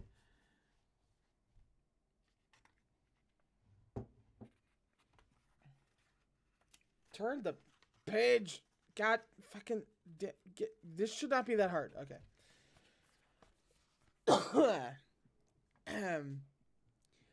Ming Yi stared at him for a moment, but ultimately seemed to abandon the idea. He glanced at the reopened gash on his own arm and didn't say another word. Just then, the longevity lock around Xuan's neck started vibrating. Color drained from Xuan's face. Ming Yi reacted immediately and started moving in the direction the longevity lock pointed. Lord Watermaster is over there. The golden lock's resonance meant that Xie Wudu was wounded. He'd been perfectly well when he entered the array, so what had hurt him since then? Xie Lian could sense that Xuan was torn. He was anxious to go, but at the same time very reluctant to do so.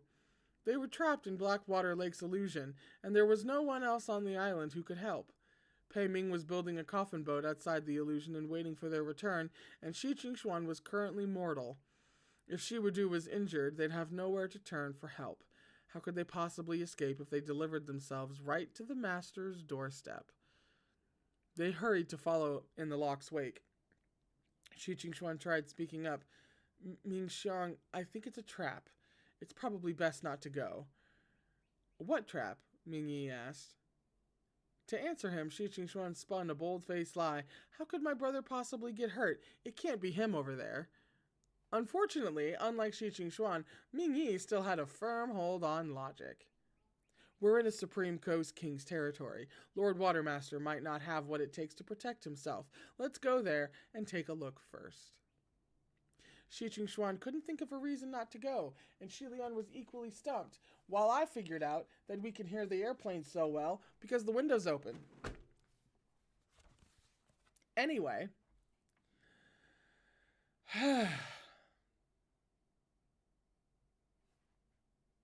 He watched in silence, planning to play it by ear. They followed the longevity lock, using its vibration as a guide to go closer and closer to the target, until finally they found Xie Wudu curled in on himself on the ground. He was holding his stomach, and he looked distressed and in immense pain. "Gah!" Xuan cried. He rushed over with Ming Yi trailing close behind. However, when they approached Xie Wudu, the prone figure leapt to his feet and erupted into maniacal laughter as he pulled Xuan into a hug. Xuan was utterly bewildered as he stood enveloped in those arms, and he only belatedly realized how twisted the man's face was. This wasn't Xie Wudu. It was only a madman dressed in his robes and wearing his golden lock pendant. Xuan hadn't even opened his mouth to speak when Ming Yi abruptly collapsed next to him. His chest now had a hole in it the size of a fist, and his blood spilled upon the ground. A figure in white leapt from a tree, grabbed Xuan, and dragged him along as he fled. "Run!" Upon closer inspection, Xie Lian saw that it was the real Xie Wudu. Ooh, this is what they talking about. We about to fight. I mean, we're already fighting, technically. Under closer Gah? Xuan exclaimed. "Don't talk, just come with me. He's no good," Xie Wudu ordered in a hushed, urgent voice. In a flash, Xie Lian understood what had happened. As it turned out, Xie Wudu wasn't one to be underestimated. He knew something was off the moment he walked out of the transportation array's chamber and saw he was still in the Netherwater Manor. Xie Wudu didn't overthink things like Xie Lian, and he was much sharper. He immediately suspected Ming Yi, so he hid in the shadows to watch and determine what he was up to. He and Xuan were probably sent to different locations, otherwise he would have brought Xuan along to hide. After spotting Ming Yi and Xuan together, Xie Wudu had seized a madman and dressed him in his outer robes and golden lock pendant, then hit him with a blast to wound him. It was all bait to lure in Ming Yi and distract him from the ambush he had planned. It was a ruthless move. There wasn't any solid proof that Ming Yi had actually tampered with anything, but Xie Wudu still shot to kill. Xuan couldn't help but look back. When he did, he saw Ming Yi lying as still as a corpse. And then he sat up. The blast had pierced right through his heart. He stoically looked down to stare at the gory hole, then slowly rose to his feet. Xuan's blood ran cold, and Xie Lian could feel it in his own heart. Even a heavenly official shouldn't be able to move so easily after being wounded this severely. He had to be something inhuman. As the two brothers continued their flight, suddenly the hairs on the back of Xie Lian's neck stood all at once. "Watch out!" he shouted. He yanked at the watermaster. A sharp noise whistled by, leaving a chilling light in its wake. The watermaster would have lost his head if not for Xie Lian's tug. Those invisible creatures from the water's reflection had returned. Xie Wudu cursed, then he flipped the Watermaster fan opened backward and swung. Several long, thin water arrows shot from the waves painted on the surface of his fan, and they encircled their bodies to form a protective shield. The invisible creatures couldn't do anything to breach the barrier, and the two brothers continued to run. Xie Xuan couldn't help but look back again. This time, he could feel his hair stand on end. He is catching up! Sure enough, Mingyi was about 70 meters behind, following them at a heavy, dolorous pace. Although his steps appeared slow, the distance between him and the two brothers grew significantly shorter with each one he took. It looked as though, in just a few more steps, he'd be able to touch the hems of their robes. Oh, that gives you that little awful feeling. Shiwudu never looked back. With another swing of his fan, 20 or 30 more dragon-shaped water arrows shot forth. With one more swing, their numbers doubled. He fluttered the fan rapidly, and the hundreds of razor-sharp water arrows hurtled toward Mingyi and barraged him from all sides. Though they were made of water, they slashed through the air like steel blades. If he took a single misstep, his body would be riddled with holes, and yet Mingyi caught the very first water arrow with his bare hands. He yanked like it was the end of a rope, and with that motion, the Watermaster fan was snatched from Shiwudu's hand. The water dragon arrows, dancing wildly in the skies, dissolved the moment the fan left his hand, and a weak drizzle rained upon them. Shiwudu abruptly stopped in his tracks and looked at his hand in disbelief. Over his centuries-long tenure, no one had ever been able to seize the Watermaster fan from his hand. He now knew he couldn't escape, and finally looked back.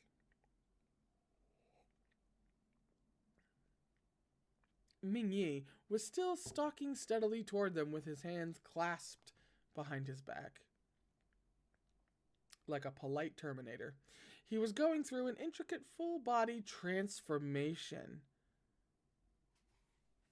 Hello. With every step, a change occurred. His already blanched face became even paler until it... Oh, no, we're getting a hot guy transformation. Okay, hang on. Everybody shut up. Everybody shut up. His already blanched face became even paler until it resembled Hua Chang's bloodless translucence. His forehead grew sharper, his brow deeper, and these shifts made him appear even more somber. Upon his black robes, subtle patterns of waves appeared on the once unremarkable corners of the hems, woven with thin threads and shimmering with a mysterious silver glow. By the time he arrived before the Wind and Water Masters, although his face was mostly the same, he was clearly a completely different person. The Earth Master wasn't a martial god, so he had no talent for martial arts and his spiritual powers were only average. However, neither of these points applied to the one before them now. What exactly are you? Shiwudu cautiously demanded. Mingyi seemed to find the question funny. He squinted in amusement. You're standing in my territory, yet you still need to ask? Are they all like... No, she wrong. Blackwater Demon Xuan? Shiwudu ventured. Mingyi turned his gaze to Xie Xuan, but Xie Xuan didn't react. You've always been the Earth Master, or... Shiwudu trailed off and seemed to come to a conclusion similar to Xie Lian's. I see. But he had only realized that Blackwater Demon Xuan had infiltrated the heavens. You and I have always minded our own business. Well water doesn't interfere with that of rivers, and we've likewise ruled over our own domains, Shiwudu said. It was not my intent to intrude in your territory, so why don't we both take a step back? Well, Water Tyrant, it seems there are times when you dare not be tyrannical, Mingyi mused aloud. Shiwudu was proud by nature, and displeasure flashed across his face at this comment. Since they were under someone else's roof and his younger brother was by his side, he had to lower his head, but he still wasn't willing to back down. I would have no reason to fear you, were it not the wrong place and time. Ming Yi took another step forward. Xie Wudu, look at my face, he said icily. Do you know who I am? Xie Wudu stared at him, a frown creasing his mouth. He had seen the Earthmaster a few times, so he didn't understand what he was trying to say. Who do you want me to say you are? He paused for a moment, thinking Ming Yi was hinting that his identity must not be revealed. He offered, It doesn't matter who you are. I swear on my Watermaster title, as long as you don't involve me or my brother, nothing you do will concern me. Ming Yi frigidly cut him off before he could finish. Men of importance truly have short memories. Water Tyrant, how many mortal names and mortal births did you so arduously flip through to find me? It hasn't even been, a few hundred years? And you've already forgotten what I look like? Xie Wudu's face contorted by degrees as he listened to this. There was a mortal idiom for manifested terror. You look as though you've seen a ghost. For the first time in his life, Xie Wudu showed that very expression on his face. His pupils shrank to pinpricks. You're still alive? He blurted. I'm dead, Xuan coldly corrected him. With 4 fingers pressed together, he swung his palm upward. Xie Lian felt a sudden pain surge through his skull. It seemed Xuan's spiritual field had affected Shi Qingxuan's body, and they fainted. An unknown amount of time passed before Xie Lian and Shi Qingxuan slowly regained consciousness together. Xie Lian could feel something rubbing back and forth against him. As he sluggishly opened his eyes, he saw that he was being nuzzled by several foul-smelling, hairy heads. A mob of madmen surrounded him, giggling and looking shy as they felt him all over. Ugh. Xie Lian remained fairly calm at the sight, as he determined that their peculiar attention wasn't life-threatening. The madmen were just a little dirty, not a threat. However, Shi Qingxuan was appalled. He wanted to push them away immediately, but loud clings and clangs sounded with each attempt. There was coldness around his hands and feet, and he couldn't move an inch. When he looked up, he realized that he was cuffed to the wall by iron chains as thick as wooden clubs. His arms were raised up high.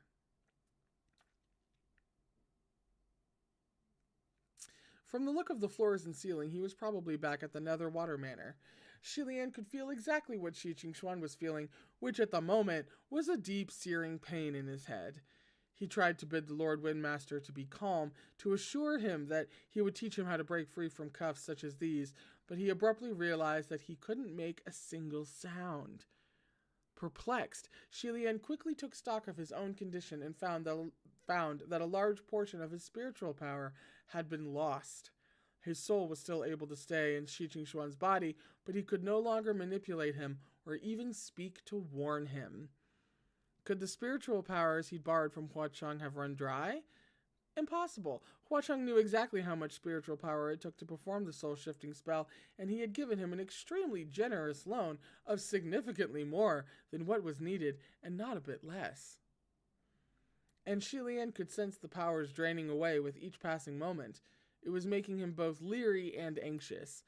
A raspy voice called out from across the room, "Qingxuan!" Shi Qingxuan's vision was blurry, but when he focused his eyes in the voice's direction, he could see that it was Xie Wudu calling him. Xie Wudu wasn't fettered by iron shackles, but he was kneeling on the ground. His white robes were filthy and in wild disarray. Relief visibly washed over his face when he saw Shi Qingxuan wake up, and he seemed to want to come over. However, his attempt was thwarted. He was kicked down by the one standing next to him and forced to kneel anew. The man standing there wore a cruel, sinister expression, and his hands were clasped behind him.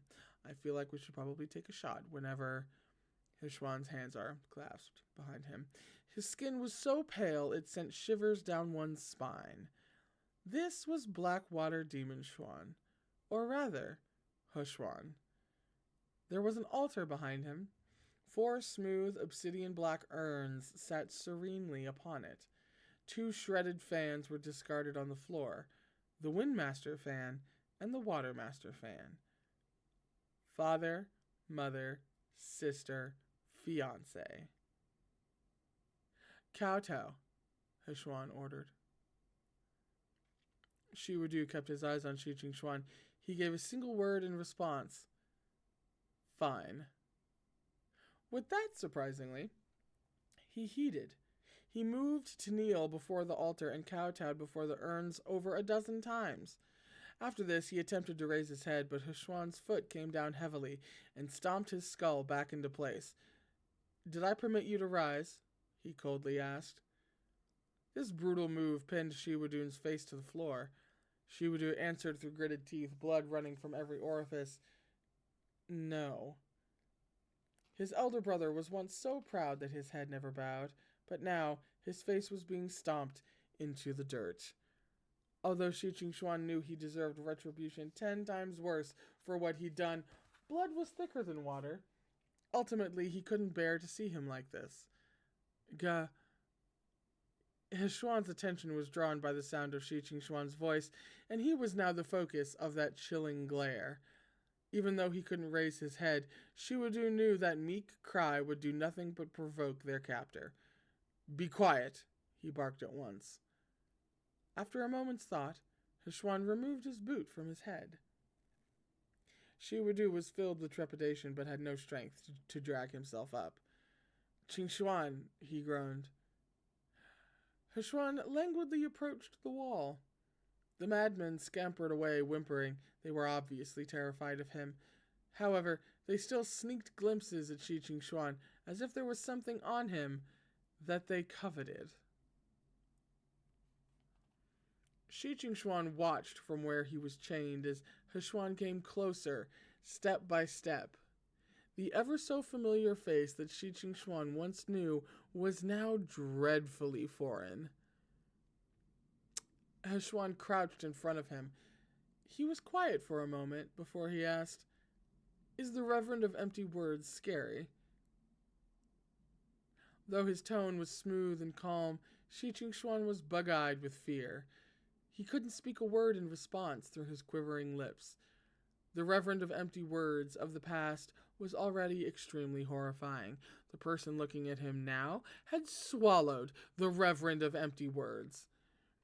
He was 10 times, 100 times more terrifying than the nightmare of his younger years. But that terror was something Xuan should have endured from the start. Xuan, Xie Lian called to him. A man must answer alone for what he has done. It was my idea to use you to ward off his misfortune. This has nothing to do with my little brother. Xuan sneered. Nothing to do with him. Without blinking once, he stared at Xuan and spoke each word with clear enunciation and intent. Your little brother, an ordinary, common mortal, obtained the ability to ascend. His endless glory was plundered from my fate. He enjoyed my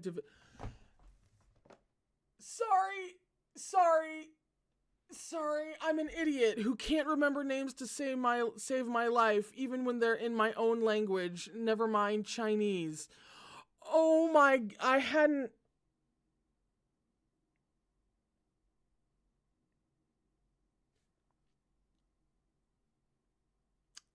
put that together yet. Oh my god. Oh my god. Of course! Something like that would make a supreme, of course. And they never did mention what happened to the guy, I don't think. Or they kinda did. Sort of. But they never really, no, of course not. Oh my god. Oh my god. Oh shit. Hang on a second. I've got to mentally walk this one off. I can't literally, because I'm sitting in front of a camera.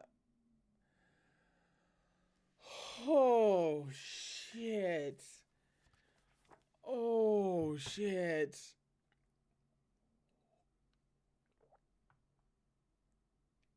Oh, no. Oh, my God.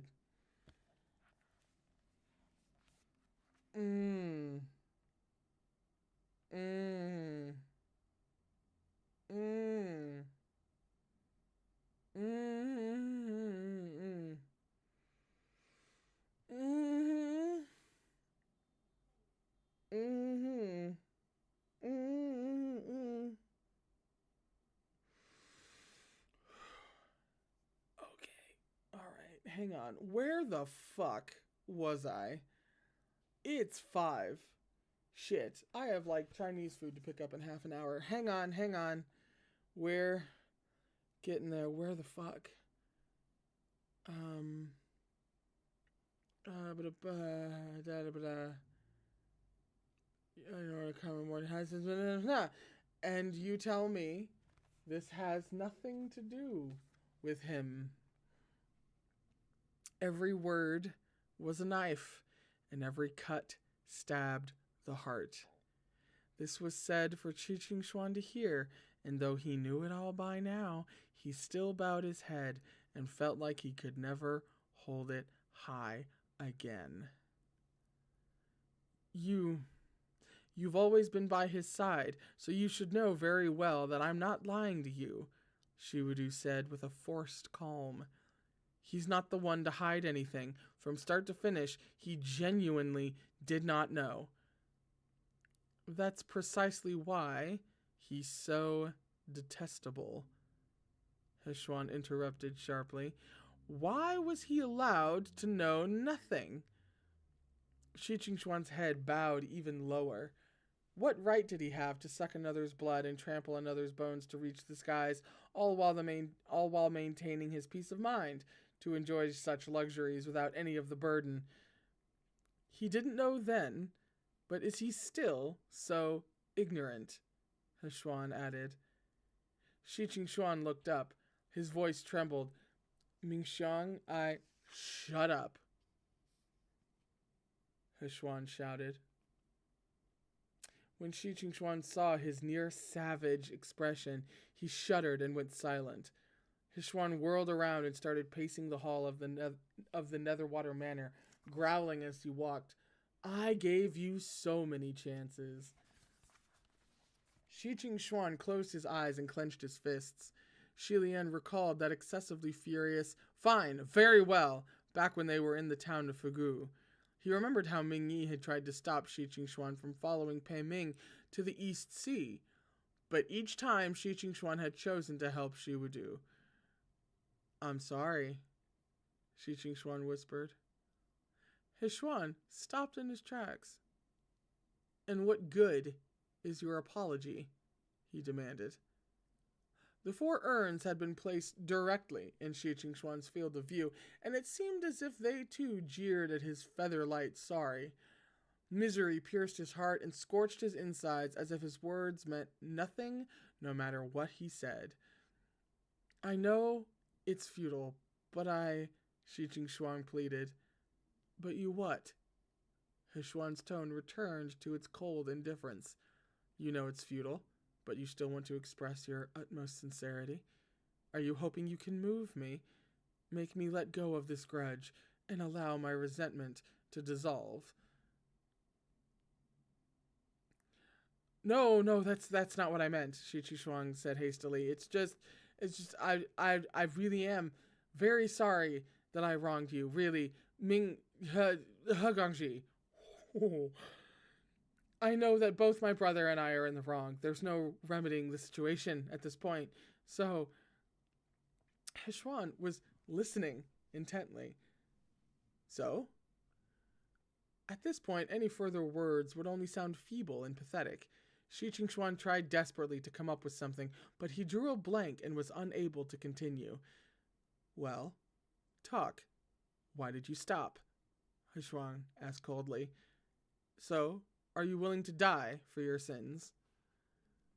Xuan was shocked. Shiwudu couldn't listen anymore and shouted, Xuan, the offense was mine. Mine and the Reverend of Empty Words. Xie sin doesn't merit a death sentence. And who in my family sinned? Xuan countered. Ooh. Who in my family deserved death? Shiwudu choked, as you would. Go on, tell me, Xuan continued. Are you willing? I am, Xuan whispered.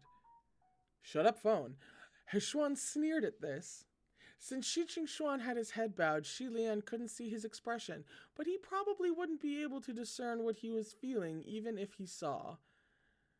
Xuan stalked away with his hands clasped behind him. Take a shot. That group of madmen saw him leave and came to surround Xuan once more, hugging his arms and thighs and refusing to let go. Why haven't we gotten out of this? Sorry, of them talking, not of the madmen with the, you know what I mean. Some tugged at his hair, some draped themselves around his neck. Each of them had a ravenous glint in his eyes, like he wanted to eat him alive. Xie Lian had lived among the homeless in the past, but even he felt his hair stand on end. Just who are these people? Why did Demon Xuan gather a bunch of madmen here? Xuan silently endured the pushing and shoving of the madmen, tolerating their pulling and dragging, too frightened to make a sound. Xuan observed detachedly for a while before he spoke. Do you know who these people are? Emaciated, claw-like fingers felt all over Xuan's face and body. He didn't even dare to breathe, much less ponder who those people were, so he shook his head. Rotten fates, contemptuous fortunes, lives lower than animals, fates that can drive a man mad, Xuan explained. How much, where are we at? Hang on, I gotta see where we're at. Okay, we've only got a couple pages. All right. Cold dread washed over Xie Lian. He had an inkling of what Xuan planned to do. Shiwudu understood at once, his eyes bulging. Xuan stood between Shiwudu and Xuan. I'm giving you two options. He pointed at Shiwudu. Option 1. Pick one individual from this crowd and exchange your brother's fate with theirs. And then go make yourself scarce in the mortal realm. Shiwudu's eyes grew bloodshot and his shoulders started to shake. Since you enjoy switching fates so much, you must be quite skilled at it, Xuan commented. No need for me to guide you through the process. If the motives behind this punishment were disregarded, then it was truly vicious. Although Xuan's original fate wasn't good enough to ascend, it was still a life filled with peaceful luxury and leisure. The madmen, on the other hand, were racked with disease and rotten sores and had been driven to madness by adversity. It was clear that every single one of them was ensnared by an absolutely wretched, miserable fortune. If Xuan exchanged fates with any of them, wouldn't that mean he would fall into the same tragic state? Such fates would drive one to madness in and of themselves. He would suffer endless agony and torment from then after. Faced with this disaster, it was obvious Shiwudu now had no chance of passing his heavenly tribulation. Furthermore, he would no doubt be banished now that the affair with the Reverend of Empty Words had been revealed. Once banished to the mortal realm, he would no longer be able to switch Xuan's fate to a better one. A common mortal with his powers stripped away and a common mortal suffering the most wretched of fortunes. How could they possibly keep living? Shiwudu huffed a breath and gritted his teeth. And the second option, Xuan continued. You. This time, he eyed Xuan. Each word was spoken slowly and clearly. I won't touch your fate. Chop off your brother's head right here. He threw a rusty knife to the floor. Xie Xuan stared at it, his eyes wide. And then never show yourself to me again. In return, I will pretend you never existed. His bones had steeped in the brine of hatred for centuries, and it had boiled over all at once. Anyone could see the fervent madness that burned in his eyes. Anyone could see that he wasn't bluffing. After a moment of silence, Shiwudu croaked, "I'll kill myself. Let me do it to myself." "You have no right to bargain with me," Xuan stated. Shiwudu glanced at Xie Xuan. "You're asking for our lives," he mumbled miserably. Xie Xuan, however, hadn't succumbed to despair just yet. Guh, let's choose the first option. The first one," he said hurriedly. A moment later, Shiwudu regained control of himself. "No, I choose the second one." Xie Xuan was dumbfounded. "Why the second option? Can't we both live? Guh, let's go with the first one. I really can't do the second." "Quiet," Shiwudu furiously snapped. "Don't you know me? You think I can do it? Lose everything and be forced to watch you become a filthy wretch? You might as well infuriate me to death." "Guh," Xie Xuan exclaimed. "Let it go. Clinging to life is still better than a good death. Besides, really, if you think about it, we've lived for centuries now. It's time to..." As he spoke, he seemed to remember just how well he had lived the past few hundred years, and he was so ashamed he didn't dare continue. Xuan was still watching them coldly. Shiwudu arduously crawled to his feet. He grabbed the rust-mottled knife and stumbled to the wall, then grasped his younger brother's shoulder. "Come," then he whispered harshly. "Go find General Pei. Ask him to take care of you." The blade was terrifyingly heavy and covered in rust. It'd be difficult to even kill a chicken with it, never mind a man. Both the executioner and the target would suffer greatly if it was used to cut off someone's head. Xie Xuan was so horrified he couldn't keep hold of it and kept dropping it on the ground. Forget it. Haven't you always told me that everyone only cares for themselves, and that there's no reason anyone would look out for us? Haven't we always taken care of ourselves? Don't give this thing to me. Don't give it to me." "Xuan, don't be so immature," Shiwudu barked. Then he smiled wryly. "Your brother's nicknamed the Water Tyrant. It's not like you don't know that. Over all these years, I've raised so many waves that have shaken the world. There have been at least 800, if not 1,000. I have nothing but enemies from heaven to hell. It'll be easier if I die. If I die, then nothing else will happen to you. But if I survive while losing everything, that's a fate worse than death. If I'm not the water god, I can't take care of you. I won't even be able to protect myself. We probably won't last 2 days out there. Take it."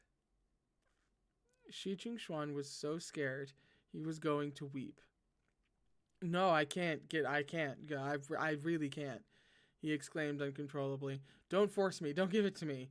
Help, help, help." He started screaming with every fiber of his being, wailing until he was hoarse, crying desperately to be saved. "It's all right," Shiwudu exclaimed. "Don't be scared, Xuan. This won't hurt as much as exchanging fates or stripping away spiritual power." Xuan had been infinitely patient up to this point, but now he lashed out with a kick. Shiwudu sputtered a mouthful of blood as he was knocked over, and he hit the ground hard, unable to get up. Xie Xuan, still bound to the wall, screamed in distress. "Guh! Quiet, enough of this revolting brotherly love act," Xuan said chillingly.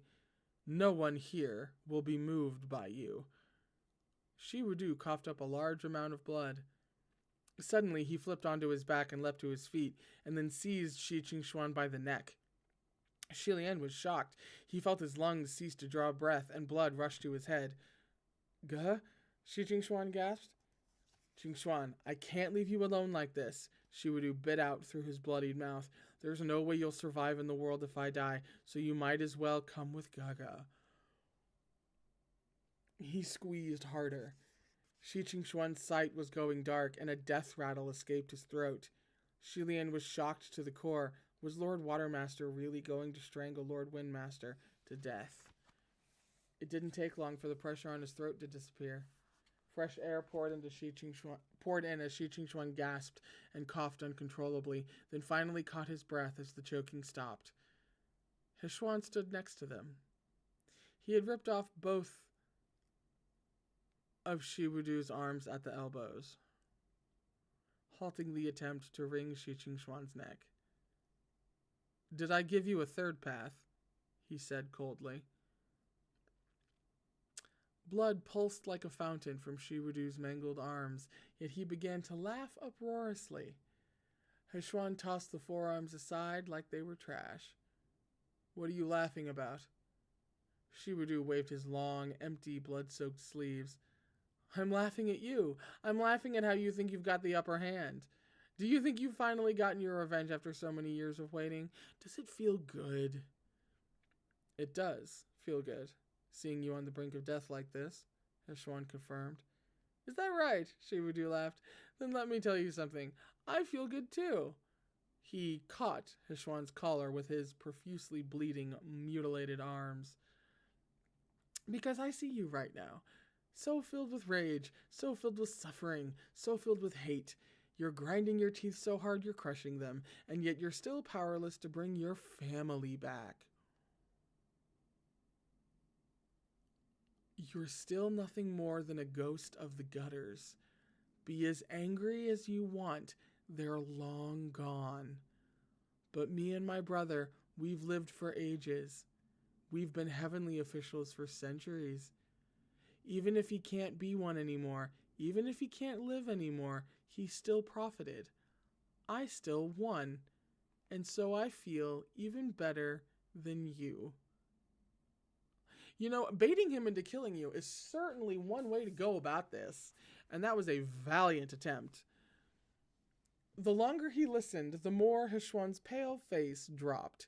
His expression was like a frozen, barren land had been set ablaze with ghost fire. The air in the chamber grew suddenly freezing cold. Xie Xuan was terrified to the core. "Good, don't talk anymore," he croaked hoarsely. "Can you please stop? Go, oh my God, what are you saying? What nonsense are you spewing?" Xuan's hand shot out and seized Shiwudu's neck. "You? Have you no remorse?" Shiwudu laughed maniacally. "Remorse? What a joke! Ship-sinking Blackwater to think you're a supreme ghost king. You want to talk to me about remorse? Let me tell you, there is no such thing." Xie Xuan wailed. Shiwudu continued with his head held high. "Everything I have today, I fought for. I will fight for what I don't have. I will change my fortune if fate denies me. My fate is up to me and not the heavens." There's a footnote about this. That's a Taoist proverb. "My fate is up to me and not the heavens," generally used by those who refuse to bow down to the heavens and accept their fate. That's pretty straightforward. This was the first time Xie Lian had heard such an interpretation of that proverb, not simply rejecting fate, but forcibly altering it, and he was blown away even through the chills that washed over him. Xuan also burst out laughing, sounding like his eyes had been opened to a brand new world by Shiwudu's unshakable tenacity in refusing to admit his own wrongs.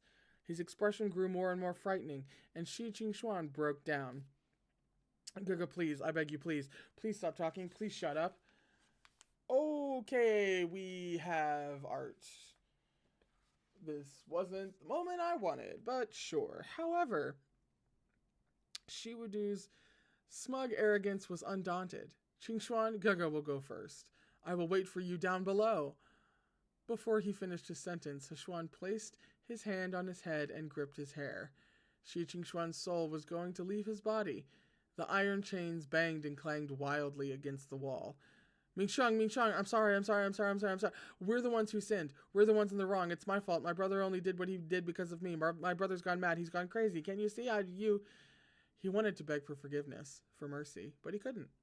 All he could do was kowtow endlessly with his eyes. Xuan slowly turned his gaze on him. For a fleeting moment, he seemed to have remembered something. He calmed and stopped. The sight of this was like a ray of hope, and Xie Xuan let out a breath of relief. The tears welling in his eyes had finally rolled down his cheeks, but before he could speak, he heard Huashan's cruel reply. "You called for the wrong person."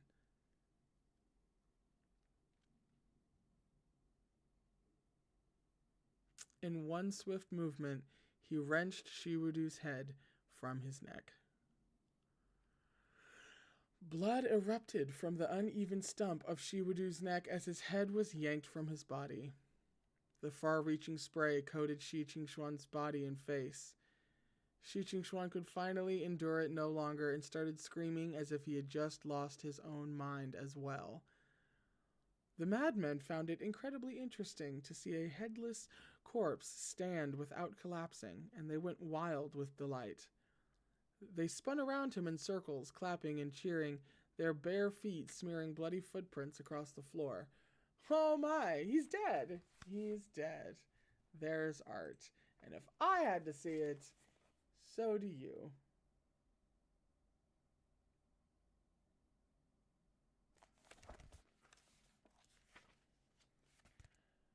Oh, that's not what I... Motherfucker. Ah! Oh, Jesus. Oh, God. Okay. Fuck me. Okay, yeah, I think actually okay, alright. There's like a page and a half. Okay.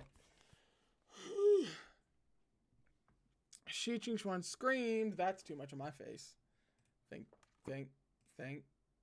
you.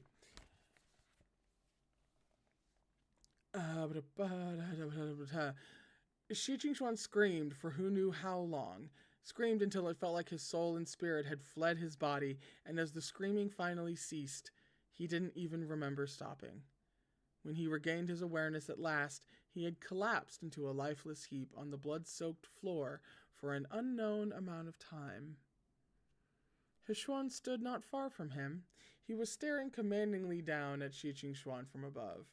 Shiwudu's head dangled from his hand, eyes still round and wide. A moment later, Xuan asked in monotone, "Do you have anything else you want to say?"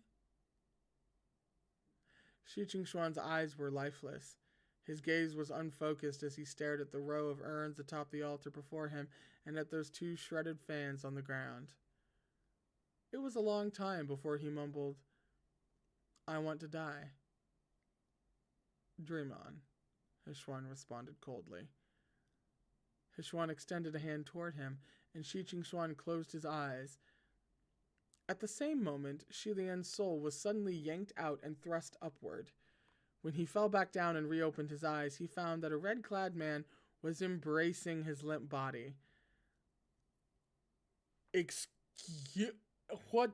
Wait, what? Huachang was kissing him deeply, with one hand gently holding his chin in place. No wonder the spiritual power supporting the soul-shifting spell had been slipping away so rapidly. Huachang had used the fastest and most effective way to suck up the powers he had lent, and he'd successfully called Xie Lian's soul back into his body.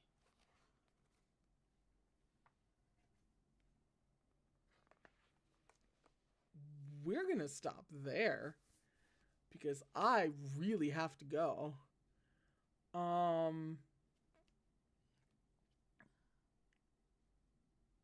I hope you don't expect me to have thoughts, because I don't. Head empty. Head fucking empty. Head detached from my shoulders. Head really not,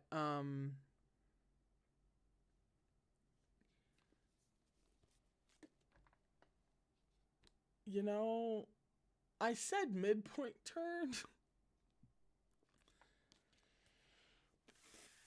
Okay, I have to go. I have to gather my wits about me and fucking go. I have to go. So, I'll be back on what the hell? I have no sense of time or place. Thursday for more of that now that we've done things. Happy July 4th? I can't believe this is what we landed on. We're July 4th. But happy July 4th. Enjoy some fireworks or some really beautiful video of fireworks. I don't know where you live. I'll be back on Thursday. I've got nothing else except please, dear, for the love of fucking God, take care of yourselves. And I'll be back. Maybe with a brain cell on Thursday. Same time. I love you very much. Have a day.